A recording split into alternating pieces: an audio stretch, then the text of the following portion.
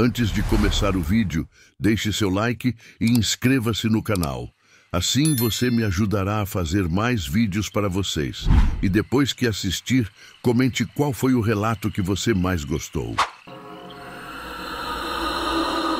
Lá nas bandas do sertão, onde o vento carrega segredo e a lua alumia coisa que não devia, tinha uma benzedeira que todo mundo conhecia por Dona Severina. Ela morava numa casinha de adobe, bem no meio do nada, cercada de pé de jurema e mandacaru, onde só chegava quem estava precisando muito ou quem não tinha mais para onde correr. Dona Severina era uma mulher pequenina, cabelo branco que nem algodão, mas o zóio dela era que nem brasa acesa. Dizia o povo que ela conseguia tirar qualquer quebranto, espinhela caída ou mal olhado, só com umas reza e umas erva que ela mesmo cultivava no quintal. Tinha mais de 60 anos, benzendo criança, curando bicheira de gado e afastando coisa ruim das famílias. A casa dela era conhecida em léguas de distância. Tinha sempre uma panela de café no fogão a lenha e um banco na varanda onde o povo sentava para esperar a vez. As paredes eram forradas de santo, cada um com sua vela e seu propósito. São Bento contra a cobra, Santa Luzia para o zóio, São Lázaro para as feridas que não sara. No quintal, ela cultivava arruda, guiné, espada de São Jorge e outras plantas que sabia usar para afastar o mal. Dona Severina tinha aprendido o ofício com a mãe, que tinha aprendido com a avó, numa corrente que vinha de muito tempo atrás. Sabia que cada reza tinha sua hora certa, cada erva seu jeito de preparar, e que nunca se devia cobrar dinheiro por curar os outros, porque era um dom que Deus tinha dado e que devia ser compartilhado. Mas naquela noite de lua nova, quando até os grilos se calaram e o ar ficou pesado, que nem antes de tempestade, apareceu na porta dela um homem que ninguém nunca tinha visto por aquelas bandas. Era alto, magro que nem vara seca, e o zóio dele era escuro demais, como se fosse 2 buracos fundos na cara. Vestia uma roupa preta toda amarrotada, que parecia não ter sido lavada há muito tempo, e falava baixinho, quase sussurrando. Dona Severina, ele disse, tirando um chapéu velho da cabeça, preciso que a senhora benza minha filha. Ela está muito doente, quase morrendo já. Os médicos da cidade não conseguiram fazer nada.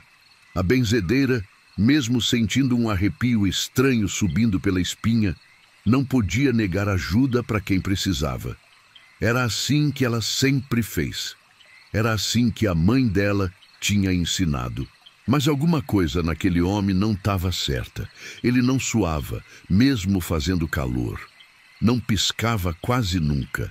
E quando falava, parecia que a voz vinha de muito longe. Onde que ela está? Dona Severina perguntou, já pegando seu terço e a bolsa com as ervas. Não muito longe não, uns pedacinhos serra acima. A senhora pode vir agora? Ela está sofrendo muito. Dona Severina olhou para o céu.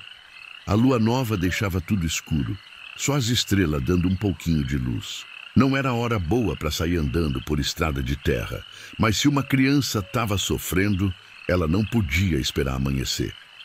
Deixa eu pegar minha lamparina, ela disse entrando em casa. Quando voltou, o homem estava parado no mesmo lugar, quieto que nem estátua. Não tinha se mexido nem 1 centímetro. Dona Severina acendeu a lamparina e seguiu ele pela estrada de terra que levava para o lado da serra. Caminharam por mais de 1 hora, cada vez entrando mais fundo no mato. A lamparina fazia círculo pequeno de luz, e tudo em volta era escuridão. Dona Severina conhecia aquelas terras que nem a palma da mão. Tinha nascido e se criado ali, mas nunca tinha ido por aquele caminho. Parecia que eles estavam andando por lugar que não existia no mapa. O homem não falava nada, só andava na frente com passo firme, como se enxergasse no escuro. De vez em quando, Dona Severina escutava uns barulhos estranhos no mato. Galho quebrando sem vento, folhas se mexendo sem nada para mexer. Mas quando ela levantava a lamparina para olhar, não via nada. Quanto que falta ainda? Ela perguntou, começando a se sentir cansada. Já estamos chegando. O homem respondeu, sem olhar para trás. Foi quando chegaram numa casa velha, toda descascada, que parecia abandonada há muito tempo. Era uma construção grande, que devia ter sido bonita uma época, mas agora as paredes estavam rachadas, o telhado meio caído e tinha mato crescendo na volta. As janelas estavam todas fechadas com tábua pregada e só tinha uma vela acesa lá dentro, fazendo uma luz fraquinha que mal dava para ver. Ela está lá dentro, o homem disse, apontando para a porta que rangia sozinha no vento. Dona Severina parou na frente da casa e sentiu o coração bater mais forte. Alguma coisa estava muito errada ali. O ar era mais frio, mais pesado e tinha um cheiro estranho, como de coisa queimada há muito tempo. Mas se tinha uma criança doente lá dentro, ela precisava ajudar. Entrou devagar, segurando firme no terço. A casa por dentro era ainda pior que por fora. Tinha poeira em tudo, teia de aranha nos cantos e os móveis estavam tudo coberto com pano velho. No canto da sala, deitada numa cama que devia ter sido branca, mas agora estava amarelada pelo tempo, estava uma menina que devia ter uns 12 anos. A criança estava pálida que nem cera de vela, os lábios arroxeados, e respirava tão devagar que quase não dava para perceber. Os cabelos loiros estavam espalhados no travesseiro e ela usava um vestidinho branco que parecia roupa de primeira comunhão. Dona Severina se aproximou e começou suas rezas, passando a mão na testa da menina. A pele estava fria que nem gelo, mais fria que qualquer febre que ela já tinha visto. Continuou rezando, pedindo a Deus para dar força para curar aquela criança. Em nome do Pai, do Filho e do Espírito Santo, ela murmurava, fazendo o sinal da cruz na testa da menina. Afasta de você todo o mal, toda doença, todo sofrimento. Mas quanto mais ela rezava, mais fria a criança ficava. E foi aí que Dona Severina percebeu uma coisa que gelou o sangue na veia dela. A menina não tinha sombra na parede, mesmo com a luz da vela batendo direto nela. Todo mundo tem sombra, até os bichos mais pequenos, mas ali não tinha nada. Que tipo de doença é essa? Ela perguntou para o homem que estava parado na porta, quieto que nem defunto. Uma doença muito antiga, ele respondeu. E quando falou, Dona Severina viu que os dentes dele era pontiagudo demais, afiado que nem de bicho. Uma doença que só a senhora pode curar. A benzedeira tentou se levantar, mas as pernas não obedeciam. Era como se uma força invisível tivesse grudando ela no chão. Tentou gritar, mas a voz não saía. A vela começou a tremulicar, fazendo as sombras dançar na parede de um jeito que não era natural. Foi então que a menina abriu os olhos. Mas não era olho de gente, não. Era duas coisas vermelhas, brilhando no escuro que nem brasa de fogueira, que olhava para Dona Severina com uma fome terrível. A criança abriu a boca devagar e mostrou o dente igual ao do homem, afiadinho que nem navalha. Muito obrigada por vir até aqui, a menina disse com uma voz que parecia vir de muito longe, como eco de poço fundo. Faz tanto tempo que nós não encontramos uma benzedeira de verdade. O homem se aproximou também, e agora Dona Severina podia ver que a roupa dele estava queimada em alguns lugares, como se ele tivesse passado por fogo. A pele da cara dele estava esticada demais, como se fosse máscara mal feita. As outras que veio antes não servia, ele disse, passando a língua nos lábios. Não tinha fé de verdade, não tinha luz por dentro, mas a senhora é diferente. Dona Severina entendeu naquela hora que tinha caído numa armadilha. Aquilo não era gente doente, não. Era outra coisa, coisa que se alimentava de quem tinha fé, de quem carregava luz dentro do peito. Eles tinham esperado ela a vida toda, sabendo que uma hora ela ia aparecer. Mas a velha benzedeira não tinha chegado até os 60 anos de idade sem aprender umas coisas. Começou a rezar mais forte, não as rezas comuns que usava para os quebrantos, mas as rezas mais antigas, que a bisavó dela tinha ensinado, aquelas que servem para afastar o que não é deste mundo.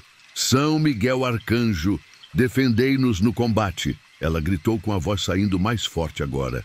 Sede nosso refúgio contra as maldades e ciladas do demônio. A casa inteira começou a tremer.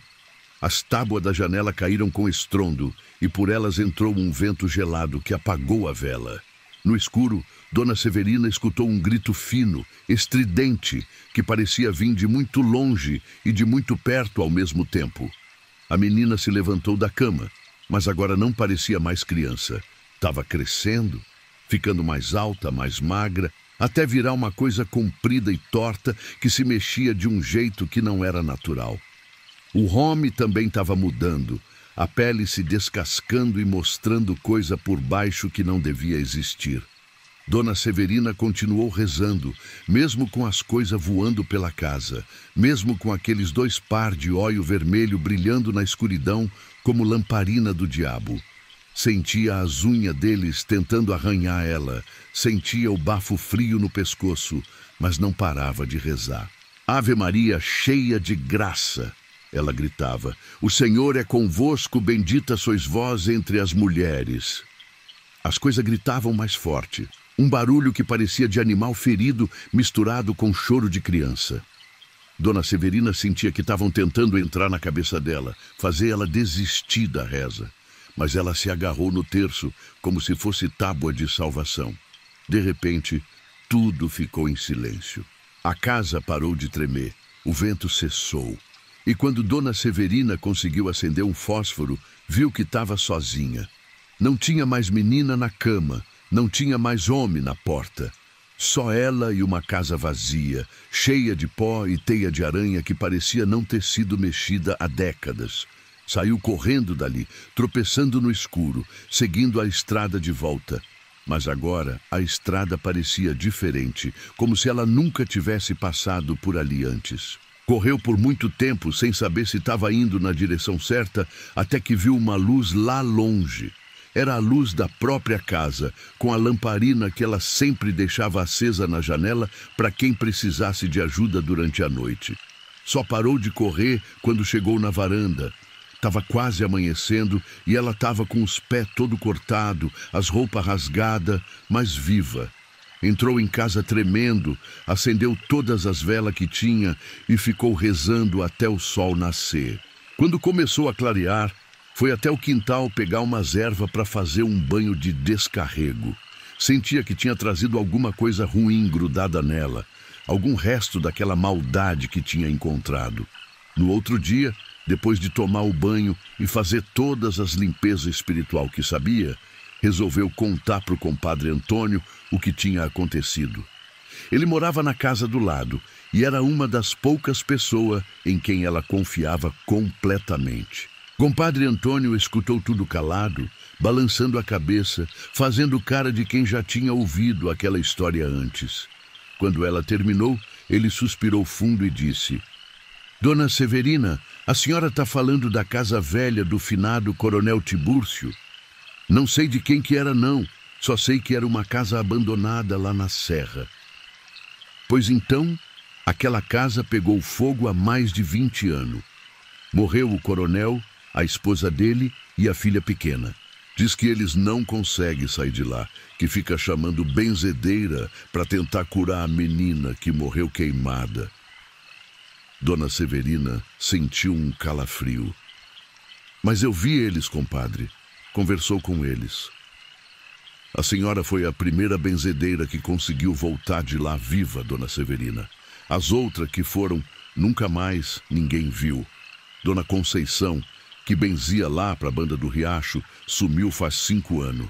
Dona Raimunda, lá de Pedra Branca, desapareceu faz 3. Sempre a mesma coisa. Aparecia alguém pedindo para benzer uma criança doente, elas iam e nunca mais voltava. Compadre Antônio contou que o coronel Tibúrcio tinha sido um homem muito rico, dono de muita terra e muito gado. Mas também era conhecido por ser cruel com os trabalhadores e por fazer coisa que não devia. Dizia o povo que ele tinha feito pacto com o diabo para ficar rico e que quando chegou a hora de pagar, o capeta veio cobrar. O fogo que queimou a casa não foi fogo comum, não, compadre Antônio explicou. Foi um fogo que começou sozinho, numa noite sem vento e sem raio. Queimou só a casa, não pegou no mato em volta. E depois que eles morreram, começou as assombração. Dona Severina ficou pensando naquilo tudo. Se os espíritos estavam presos lá, se não conseguiam sair, talvez eles realmente estivessem precisando de ajuda. Mas que tipo de ajuda ela podia dar para quem já tinha morrido há tanto tempo? Desse dia em diante, Dona Severina nunca mais foi benzer ninguém que ela não conhecesse. E sempre que alguém aparecia de noite na porta dela, pedindo para curar parente doente, ela fingia que não estava em casa. Porque aprendeu que tem coisa neste mundo que nem a reza mais forte consegue curar, e que às vezes a maior sabedoria é saber quando não ir. Mas o que mais assombrava ela era lembrar do zóio daquela menina. Não era raiva que tinha lá dentro, nem maldade pura.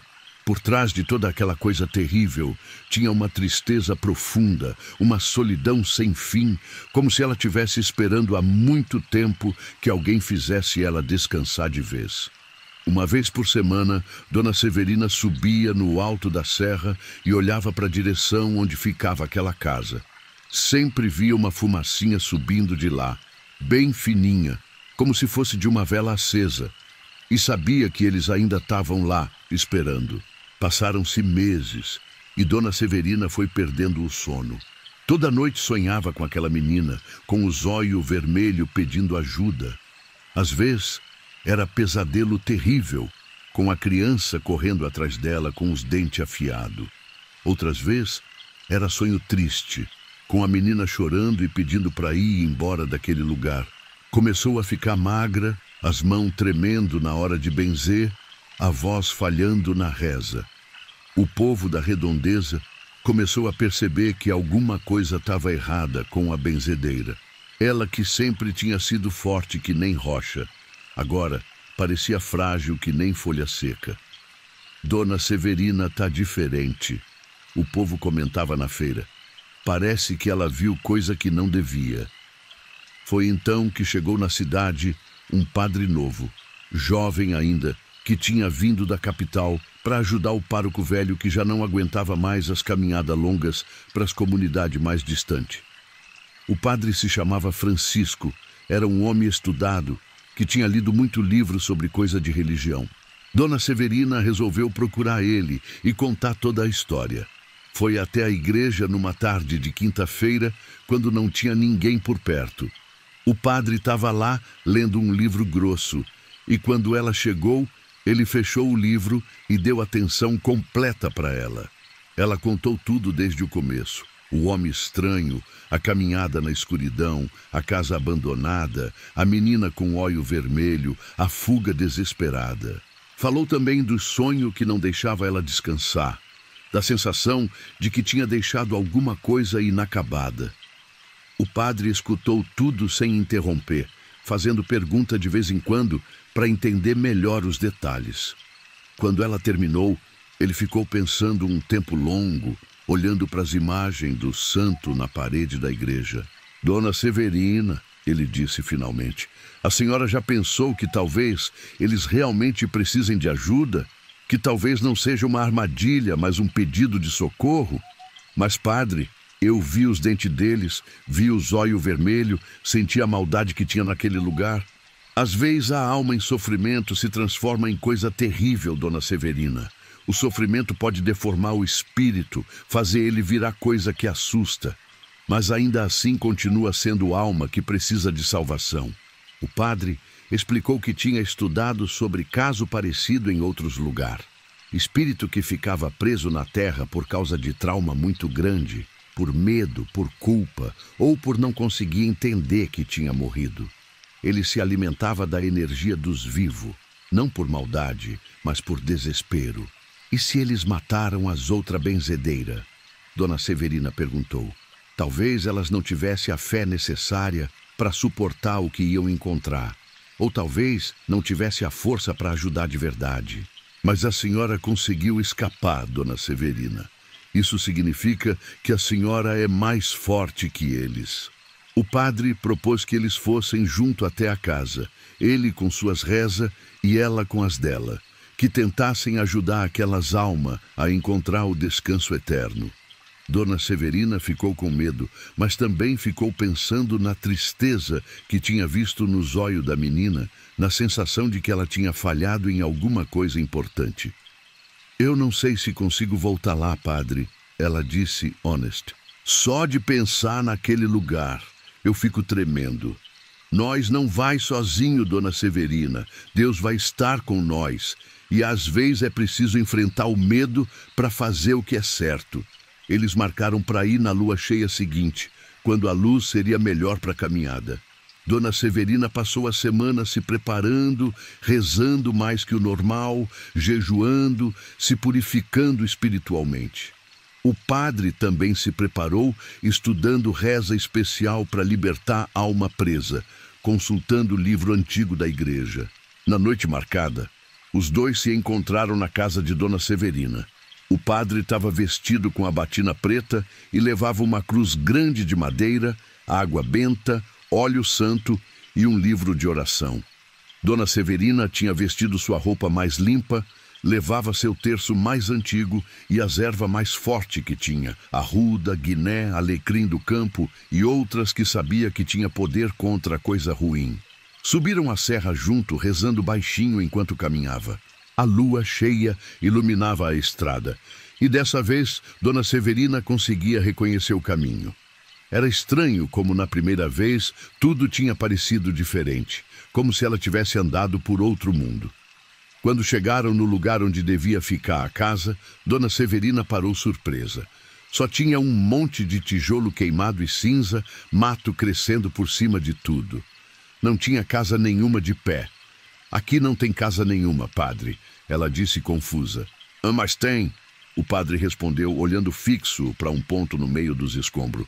A senhora não está vendo?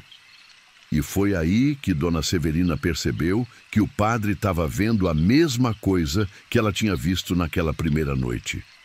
A casa estava lá, inteirinha, mas só quem tinha o dom conseguia enxergar. Era como se ela existisse entre o mundo dos vivos e o mundo dos mortos. É uma projeção espiritual, o padre explicou. A casa não existe mais no plano físico, mas a memória dela, a energia dos que morreram ali, ainda mantém ela de pé no plano espiritual. Entraram junto na casa que só eles podiam ver. Lá estava a menina na cama, pálida e fria, do mesmo jeito que Dona Severina tinha encontrado da primeira vez. O homem estava na porta, quieto, olhando para os dois com aqueles olhos escuros demais. Mas dessa vez, Dona Severina não sentiu medo. Sentiu pena, porque agora ela entendia que por trás daquela aparência terrível tinha gente que estava sofrendo há muito tempo, que não conseguia encontrar paz. Nós viemos ajudar vocês, ela disse, se aproximando da cama. Viemos para que vocês possam descansar de vez. A menina abriu os olhos, ainda vermelho, ainda brilhando no escuro. Mas agora Dona Severina via que não era a maldade que fazia eles brilhar assim. Era desespero, era uma fome de paz que durava décadas. O padre começou suas rezas em latim, palavra que Dona Severina não entendia, mas que sentia que tinha poder. Ela começou suas próprias rezas, as mais antigas que sabia, pedindo para Deus e para o santo que ajudassem aquelas almas perdidas. In nomine Patris et Filii et Spiritus Sancti, o padre falava, fazendo o sinal da cruz com água benta. São Miguel Arcanjo, defendei-nos no combate. Dona Severina respondia, mas também ajudai quem precisa encontrar o caminho da luz. A casa começou a encher de uma luz dourada, suave, que não vinha de vela nem de lugar nenhum. Era uma luz que parecia vir de dentro das próprias palavras da reza. Uma luz quente que afastava o frio daquele lugar. A menina se levantou devagar da cama. Os olhos dela ainda estavam vermelhos, mas agora tinha lágrima descendo pela cara queimada. Ela olhou para Dona Severina e disse, muito obrigada por ter voltado. Nós estava com tanto medo, tanto frio, há tanto tempo. Agora vocês vão poder ir embora. Dona Severina respondeu, passando a mão na cabeça da criança. A pele não estava mais fria que nem gelo, estava esquentando devagar. O homem se aproximou também. Era mais magro ainda do que da primeira vez, quase transparente, mas não parecia mais ameaçador. Parecia cansado, muito cansado. Desculpa por ter assustado a senhora, ele disse, tirando o chapéu velho. Nós não sabia como pedir ajuda. Não sabia como fazer as pessoas entender que nós não queria machucar ninguém. O padre ergueu a cruz e falou palavras que Dona Severina não entendia, mas que fazia o peito dela esquentar de um jeito bom. A luz dourada foi ficando mais forte, envolvendo a família toda, trazendo uma sensação de paz que ela nunca tinha sentido antes. Vocês vão ficar bem agora, Dona Severina disse. Vão encontrar a paz que estão procurando há tanto tempo. Apareceu então uma mulher na casa, uma senhora de cabelo grisalho que devia ser a mãe da menina. Ela também estava transparente, também estava com marca de queimadura, mas sorria de um jeito que era ao mesmo tempo triste e aliviado. Obrigada, ela disse para Dona Severina e para o padre. Obrigada por não desistir de nós, por ver que por baixo de tudo que nós viramos, ainda tinha gente que precisava de ajuda. A menina sorriu pela primeira vez. Um sorriso triste, mas aliviado. Ela e os pais começaram a ficar mais transparente, como se tivessem sendo levados por aquela luz dourada. A casa também começou a ficar mais clara, mais limpa, como se o tempo tivesse voltando atrás e ela tivesse voltando a ser como era antes do fogo. Antes de sumirem completamente, a menina disse: a senhora é uma benzedeira de verdade, uma que não desiste de ninguém, nem de quem todo mundo já desistiu. Quando a luz se apagou, a casa desapareceu também. Só restou um monte de tijolo queimado, mas agora até eles pareciam diferente, mais limpo, como se uma maldição antiga tivesse sido quebrada. No lugar onde tinha sido a casa, nasceu uma pequena fonte de água cristalina que começou a correr morro abaixo. Dona Severina e o padre voltaram para a cidade em silêncio, cada um pensando no que tinha acontecido. Ela nunca mais teve pesadelo, nunca mais viu fumacinha subindo da serra. E continuou benzendo o povo, mas agora com uma certeza nova, que mesmo as almas mais perdidas merece uma chance de encontrar a paz. A fonte que nasceu no lugar da casa virou ponto de peregrinação. O povo dizia que a água dela curava qualquer doença, afastava qualquer maldição.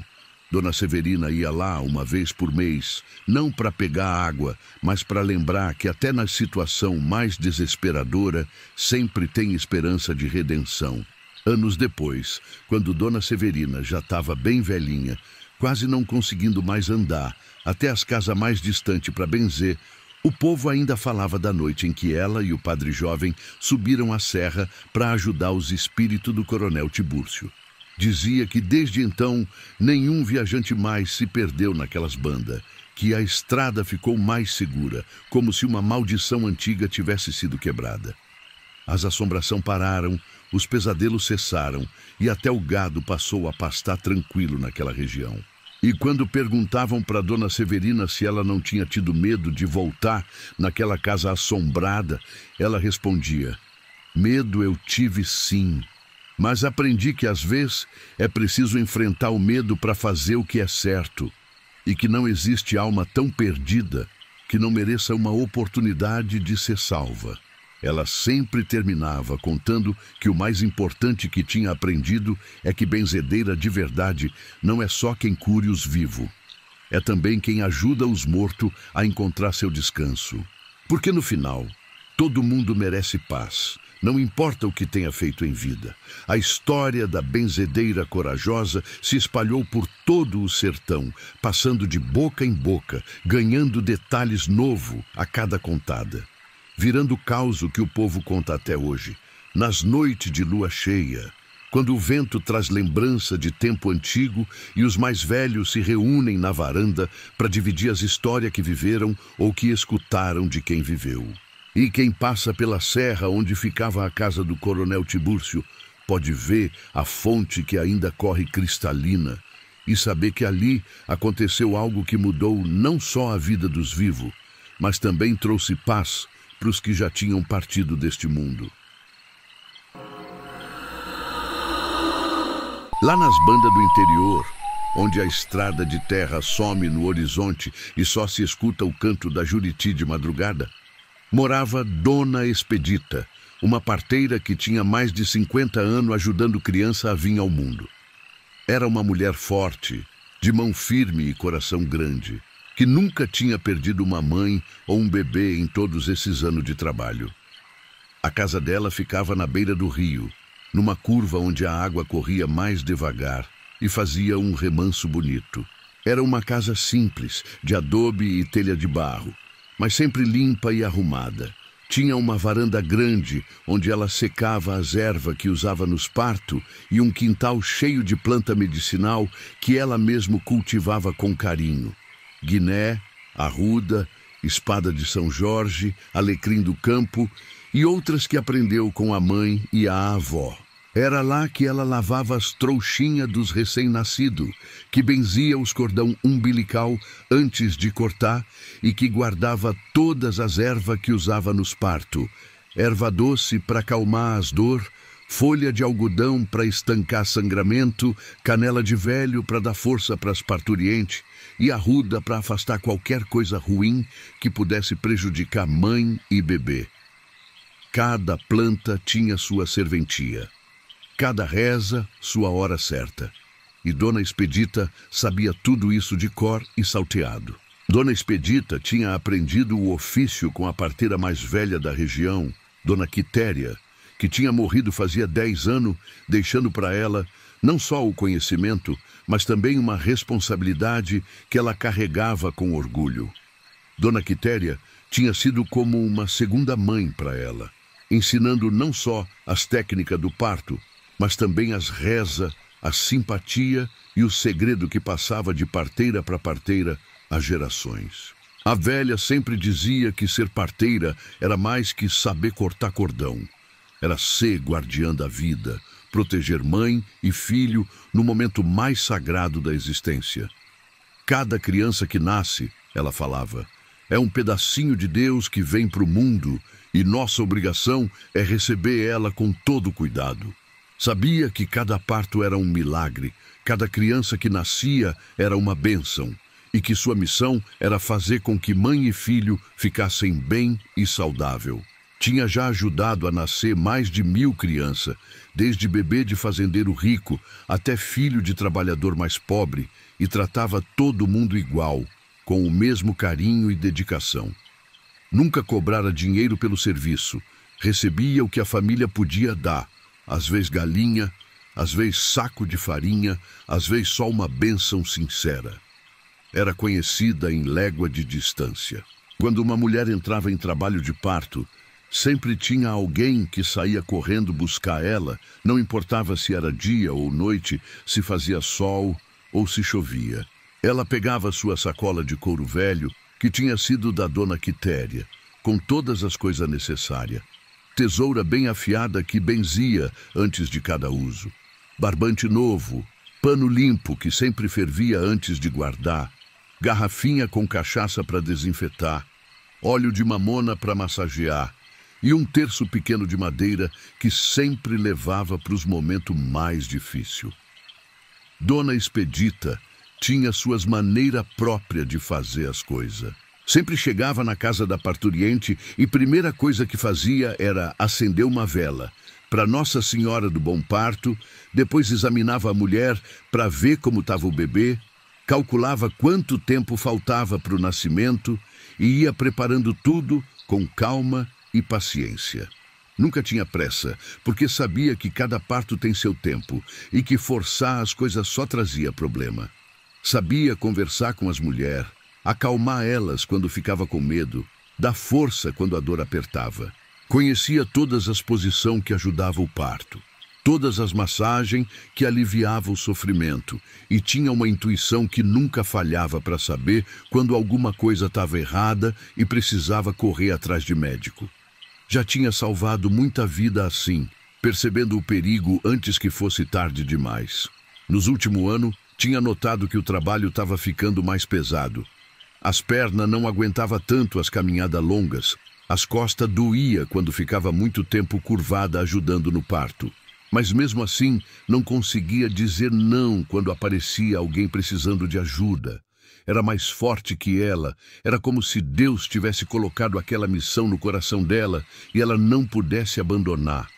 Mas naquela noite de chuva forte, quando o rio estava cheio e fazendo barulho que nem trem passando, quando os raios cortavam o céu e o trovão fazia a casa tremer, apareceu na porta dela uma moça que ela nunca tinha visto antes. Era nova, devia ter uns 20 anos, muito bonita, com cabelo comprido e liso que parecia seda molhada. Estava vestida com um vestido branco simples, mas de pano bom, que grudava no corpo por causa da chuva. Estava molhada da cabeça aos pés, tremendo de frio e segurando a barriga grande como quem está sentindo dor forte. Os olhos dela era azul, que nem céu de manhã, mas tinha uma tristeza funda lá dentro, uma angústia que fazia dó de ver. A pele era pálida demais, como se nunca tivesse visto o sol, e os lábios estavam meio arroxeado. Dona Expedita, a moça disse com voz fraca, quase um sussurro. Meu tempo chegou. Preciso da senhora para me ajudar. A parteira não hesitou nenhum segundo. Era assim que sempre fazia. Não importava quem fosse, a que hora chegasse, se conhecia ou não. Mulher em trabalho de parto tinha prioridade sobre qualquer coisa. Pegou sua sacola e foi abrir a porta para a moça entrar. Mas quando ela passou pela soleira, Dona Expedita sentiu um frio estranho, como se alguém tivesse aberto a geladeira grande no meio da sala. Como é que você se chama, minha filha? Ela perguntou, ajudando a moça a se sentar numa cadeira perto do fogão, onde o fogo estava aceso e esquentava o ambiente. Rosário, a moça respondeu, mas a voz dela parecia vir de longe, como eco de poço fundo. Me chamam de Rosário.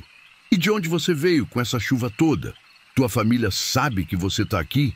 Rosário não respondeu logo. Só ficou olhando para o fogo com aqueles olhos azul que parecia que ia chorar, mas não saía lágrima. Dona Expedita acendeu mais lamparina e foi examinar a moça para ver como estava o parto. Mas quanto mais perto chegava, mais frio sentia. Era um frio diferente que não vinha de fora, mas parecia sair de dentro da própria moça. E tinha uma coisa estranha. Mesmo com toda aquela chuva que caía lá fora, um temporal que encharcava qualquer coisa em segundo, a roupa da moça não estava pingando água no chão. Estava molhada, mas não escorria nada, como se a água tivesse secado na própria roupa. Há quanto tempo você está sentindo as dores, Rosário? Dona Expedita perguntou, passando a mão na barriga da moça para sentir como estava o bebê. Faz muito tempo. A moça respondeu, e quando falou, Dona Expedita percebeu uma coisa que fez o sangue gelar na veia. Ela não respirava. O peito não subia e descia como devia. Não tinha movimento nenhum ali. Muito tempo mesmo. Dona Expedita disfarçou o susto e continuou o exame. As contrações estavam forte, uma atrás da outra, e ela percebeu que o parto ia ser logo. Mas tinha alguma coisa muito errada ali. A barriga da moça estava fria, que nem pedra de rio no inverno. E quando ela punha a mão para sentir o bebê, não conseguia sentir batimento nenhum, nem movimento.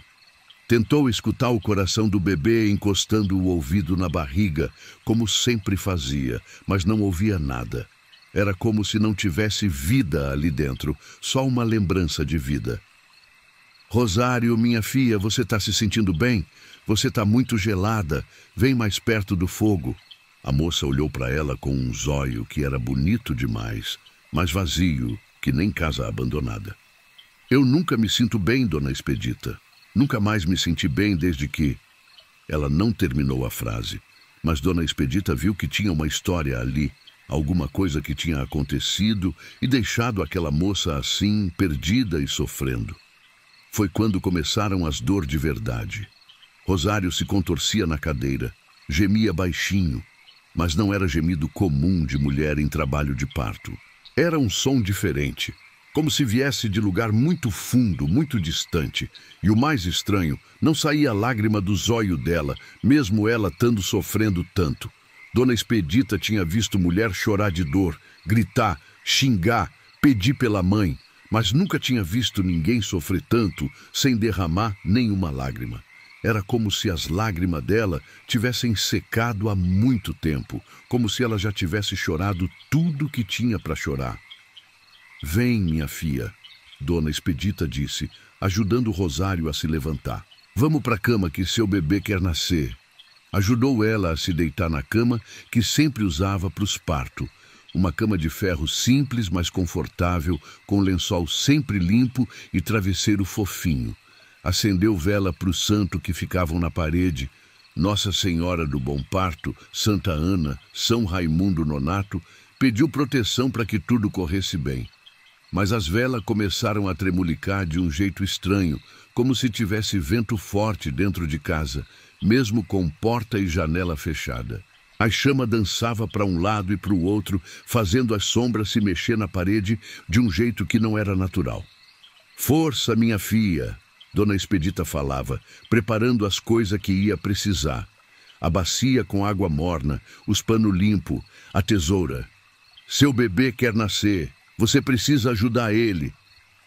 Rosário fazia força, mas não do jeito normal. Era como se ela tivesse esquecido como fazer, como se o corpo dela não lembrasse mais como funcionava. Os movimentos eram meio descoordenado, meio perdido, como de quem está fazendo aquilo pela primeira vez, mas ao mesmo tempo parecia que já tinha feito 1000 vezes. E Dona Expedita, que já tinha feito centenas de parto, que conhecia cada etapa, cada dificuldade, nunca tinha visto nada parecido. A moça estava em trabalho de parto, isso era certo, mas era como se o corpo dela não tivesse mais vida de verdade, como se fosse só memória de vida. "Rosário", ela disse, tentando manter a voz calma, "me conta de onde você veio. Sua família está sabendo que você está aqui?" "Não tenho mais família", a moça respondeu entre uma contração e outra. "Não tenho mais nada, só esse bebê que precisa nascer." E o pai da criança? O rosto de Rosário se contorceu numa expressão de dor que não era só física, era uma dor da alma, profunda, antiga. "Ele não quis saber de mim quando descobriu. Disse que era mentira minha, que o filho não era dele. Me mandou embora no meio da noite, como se eu fosse cachorro sem dono." Dona Expedita sentiu raiva daquele homem desconhecido que tinha abandonado uma mulher grávida. Tinha visto isso muita vez. Homem que se aproveitava das moças e depois sumia quando vinha a responsabilidade.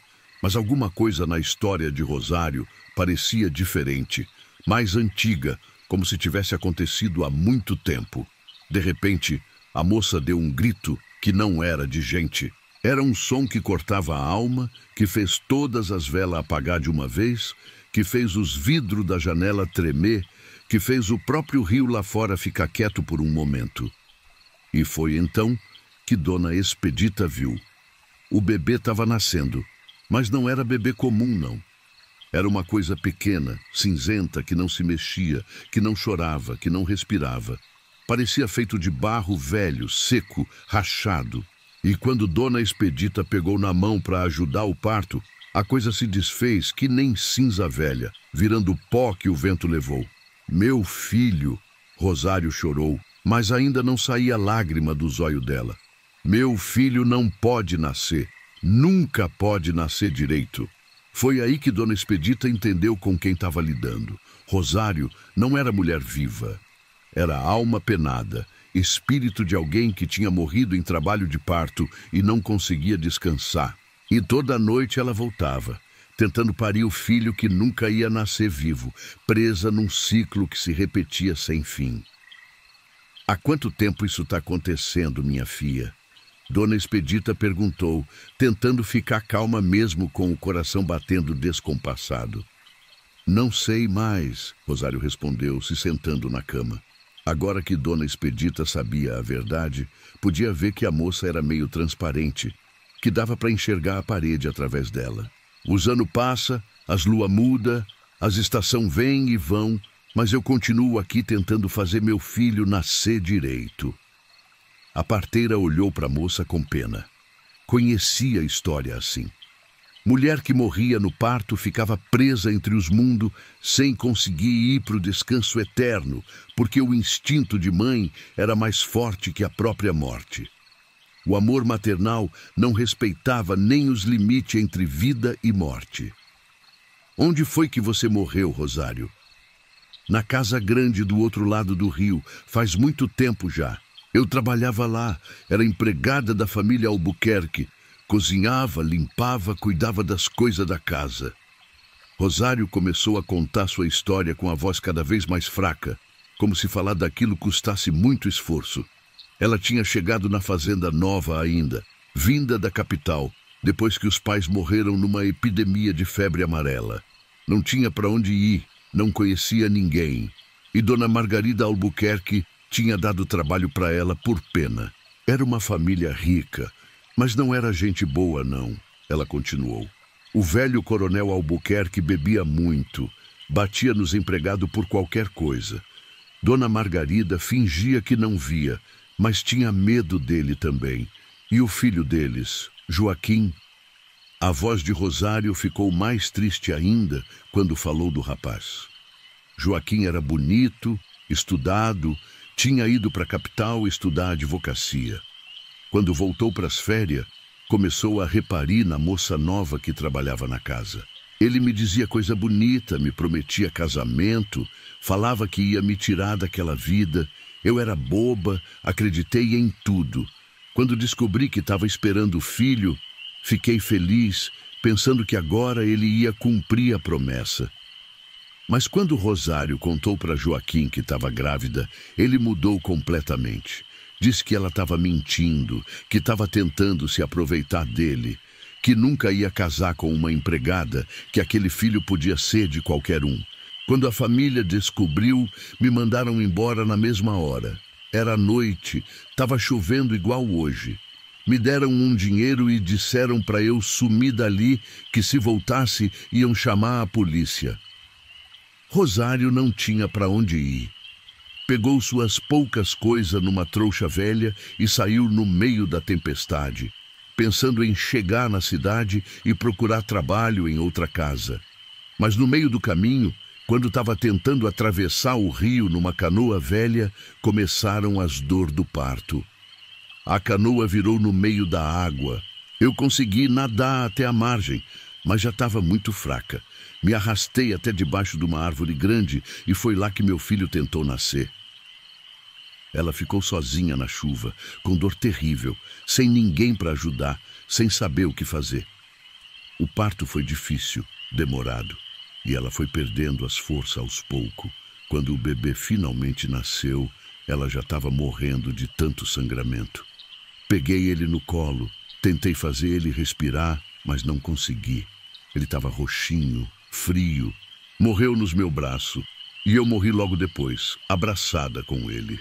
E desde então você fica tentando fazer ele nascer de novo? Toda noite que chove forte, eu volto. Procuro parteira. Procuro alguém que possa me ajudar. Penso que talvez dessa vez dê certo. Talvez meu filho consiga viver. Dona Expedita sentiu o coração apertar. Era a coisa mais triste que ela já tinha ouvido. Uma mãe que nem na morte conseguia desistir do filho, que ficava tentando o impossível noite após noite, sem conseguir aceitar que já era tarde demais. Outras parteiras já tentaram me ajudar, Rosário continuou. Mas sempre acontecia a mesma coisa. O bebê nascia morto virando cinza e eu ficava cada vez mais desesperada. Quantas parteiras já tentaram te ajudar? Muitas. Dona Francisca, que morava lá na fazenda do seu Genaro. Dona Luzia, da vila. Dona Conceição, que tinha casa perto da capela. Todas elas tentaram, mas... Dona Expedita sentiu um arrepio. Conhecia todas essas mulheres, tinha aprendido com algumas delas quando era nova. Mas todas tinham morrido de morte estranha, inexplicável. Dona Francisca tinha sido encontrada morta na cama numa manhã, sem sinal de doença.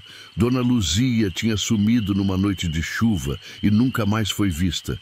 Dona Conceição tinha enlouquecido de uma hora para outra e morreu pouco depois. O que aconteceu com elas, Rosário?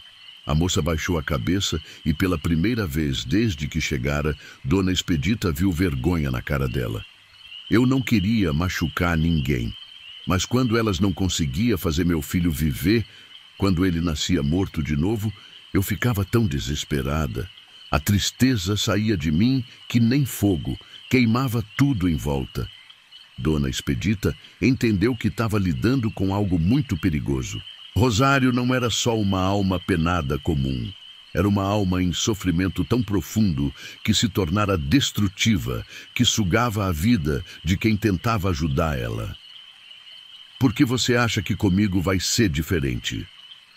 Porque a senhora é diferente das outras, Rosário disse, levantando o zóio para olhar para Dona Expedita. A senhora tem uma luz por dentro que as outras não tinham, uma força que vem de lugar muito fundo. Dona Expedita ficou pensando no que fazer. Podia tentar expulsar Rosário com reza forte, como fazia com outros espíritos ruins. Mas olhando para a moça, vendo o sofrimento dela, não conseguia sentir raiva ou medo. Só sentia pena daquela alma perdida. Rosário, minha filha, seu filho já nasceu faz tempo. E vocês dois já morreram. Você precisa aceitar isso para poder descansar. Mas eu sinto ele aqui dentro, a moça disse, botando a mão na barriga que já tinha voltado ao normal. Sinto ele se mexendo, querendo sair. Como é que posso desistir dele? O que você sente é a lembrança, é o amor de mãe que não deixa você ir em paz. Mas seu filho não está sofrendo, Rosário. Ele está no lugar onde as crianças que morrem cedo vão ficar esperando por você. Dona Expedita se levantou e foi até o oratório, onde guardava suas imagens de santo mais importante. Tinha ali Nossa Senhora Aparecida, São José, Santa Ana com a Virgem Maria Menina e no centro uma Nossa Senhora das Dores pequena, que tinha ganhado da sua própria mãe quando começou a trabalhar como parteira. Pegou a imagem e voltou para perto de Rosário, que agora chorava de verdade, com lágrima que escorria pela cara e pingava no lençol. Você quer ver seu filho de novo? Dona Expedita perguntou sentando na beira da cama. Mais que tudo neste mundo e no outro, Rosário respondeu. Então você tem que parir ele do jeito certo, não do corpo, porque isso já aconteceu há muito tempo, mas do coração. Você tem que deixar ele ir para o lugar dele, para que vocês dois possam se encontrar no lugar certo. Dona Expedita começou a rezar. Não as rezas de parto que ela sempre fazia, mas reza para a alma dos mortos, reza para quem precisa encontrar paz eterna. Pegou na mão de Rosário, que estava fria que nem gelo do inverno, e começou a conversar com ela, como se fosse uma parturiente normal, mas diferente. Agora você vai fazer força, mas não para trazer seu filho para o mundo dos vivos. Você vai fazer força para deixar ele ir para o lugar dele, para o descanso que ele merece. Eu não consigo, Rosário chorou. Tenho medo de ficar sozinha, medo de nunca mais ver ele. Você não vai ficar sozinha. Vocês vão se encontrar lá, mas do jeito certo. Como mãe e filho que merecem descansar em paz, sem mais sofrimento. Dona Expedita continuou rezando, pedindo para Nossa Senhora das Dores, que tinha sofrido por seu próprio filho, que ajudasse aquela mãe aflita a encontrar o caminho certo. E devagar, Rosário começou a mudar. A pele dela foi ficando mais clara, menos cinzenta. O zóio foi perdendo aquela tristeza funda e ganhando uma luz diferente, mais suave. O corpo foi ficando menos tenso, como se ela tivesse finalmente conseguindo relaxar depois de muito tempo. Eu tô vendo uma luz, Rosário disse com a voz mais suave. Uma luz dourada, quente, que vem de longe. É por aí que você tem que ir, minha filha. É o caminho de volta para casa. E meu filho, eu vou encontrar ele mesmo? Foi naquela hora que aconteceu algo que Dona Expedita nunca ia esquecer. Na luz dourada que começou a encher o quarto, apareceu uma figura pequena, um menino de uns 5 anos de idade, loirinho, de olho azul, igual ao da mãe, sorrindo com uma alegria pura que fazia o coração esquentar. Rosário deu um grito de alegria e esticou os braços para ele. E Dona Expedita viu que não era mais grito de dor, era grito de felicidade completa. "Mamãe!" o menino disse com voz de criança feliz. "Eu estava esperando a senhora há tanto tempo. Por que demorou tanto para vir me encontrar? Meu filho, meu filhinho querido!" Ela chorou, agora com lágrima de alegria descendo pela cara. "Eu estava perdida, não sabia como chegar até você." O menino correu para os braços da mãe, e quando eles se abraçaram, os dois começaram a ficar transparente, envolvido por aquela luz dourada que estava cada vez mais forte. Dona Expedita continuou rezando, pedindo para que eles encontrassem paz eterna. "Obrigada", Rosário disse para a parteira, olhando para ela com gratidão infinita. "Obrigada por me ajudar a parir meu filho do jeito certo, por me ensinar que o amor verdadeiro, às vezes, é saber deixar ir. Cuida bem dele", Dona Expedita respondeu, emocionada. "E descansa em paz, que vocês já sofreram demais." E então eles sumiram, mãe e filho junto, deixando só uma sensação de paz profunda na casa. As velas voltaram a acender sozinha, mais brilhante que antes. O vento parou de assobiar nas frestas, e até a chuva lá fora diminuiu, como se a tempestade também tivesse encontrado seu fim. Dona Expedita ficou ali sentada por um tempo longo, pensando no que tinha acontecido. Em mais de 50 anos fazendo parto, nunca tinha imaginado que um dia ia ajudar uma alma penada a parir para o mundo dos mortos. Mas agora entendia que sua missão não era só ajudar os vivos, era também cuidar de quem precisava encontrar seu caminho para o descanso eterno. Olhou para a imagem de Nossa Senhora das Dores que ainda estava na mão e sentiu que a santa tinha um sorriso diferente na cara, como se estivesse aprovando o que acontecera ali. Rezou um Pai Nosso e uma Ave Maria em agradecimento, pedindo que Rosário e o filho finalmente tivessem encontrado a paz que mereciam. No dia seguinte, quando amanheceu e a chuva parou completamente, Dona Expedita resolveu procurar o padre da cidade para contar o que tinha acontecido. Padre José era um homem velho, de cabelo branco e cara bondosa, que conhecia bem a região e as histórias antigas do lugar. Ela foi até a igreja bem cedinho, antes da primeira missa do dia. O padre estava lá, arrumando as coisas no altar. E quando viu Dona Expedita entrar, logo percebeu que ela tinha alguma coisa importante para contar. Ele escutou tudo com atenção, balançando a cabeça de vez em quando, sem parecer muito surpreso. Quando ela terminou, o padre suspirou fundo e disse que conhecia bem a história de Rosário. "Ela trabalhou mesmo na fazenda dos Albuquerque", ele confirmou. Joaquim Albuquerque era um rapaz sem caráter, que se aproveitou da moça e depois a abandonou. Encontramos o corpo dela na beira do rio, com o bebê nos braços. Enterramos os dois no cemitério da cidade, mas sempre soubemos que ela não tinha descansado. O padre contou que por anos o povo da região relatava aparições. Uma mulher de branco caminhando pelas estradas em noite de chuva, sempre indo na direção das casas onde morava a parteira. E sempre depois dessas aparições, acontecia alguma tragédia com quem tinha tentado ajudar ela. "Eu mesmo benze a sepultura dela várias vezes", Padre José disse. "Rezei missa pela alma dela, mas nunca adiantou nada. Ela continuava aparecendo, continuava procurando." "E agora?", Dona Expedita perguntou. "Agora ela encontrou o que estava procurando há tanto tempo. A senhora fez um trabalho abençoado, Dona Expedita. Ajudou uma alma perdida a encontrar seu filho e seu descanso."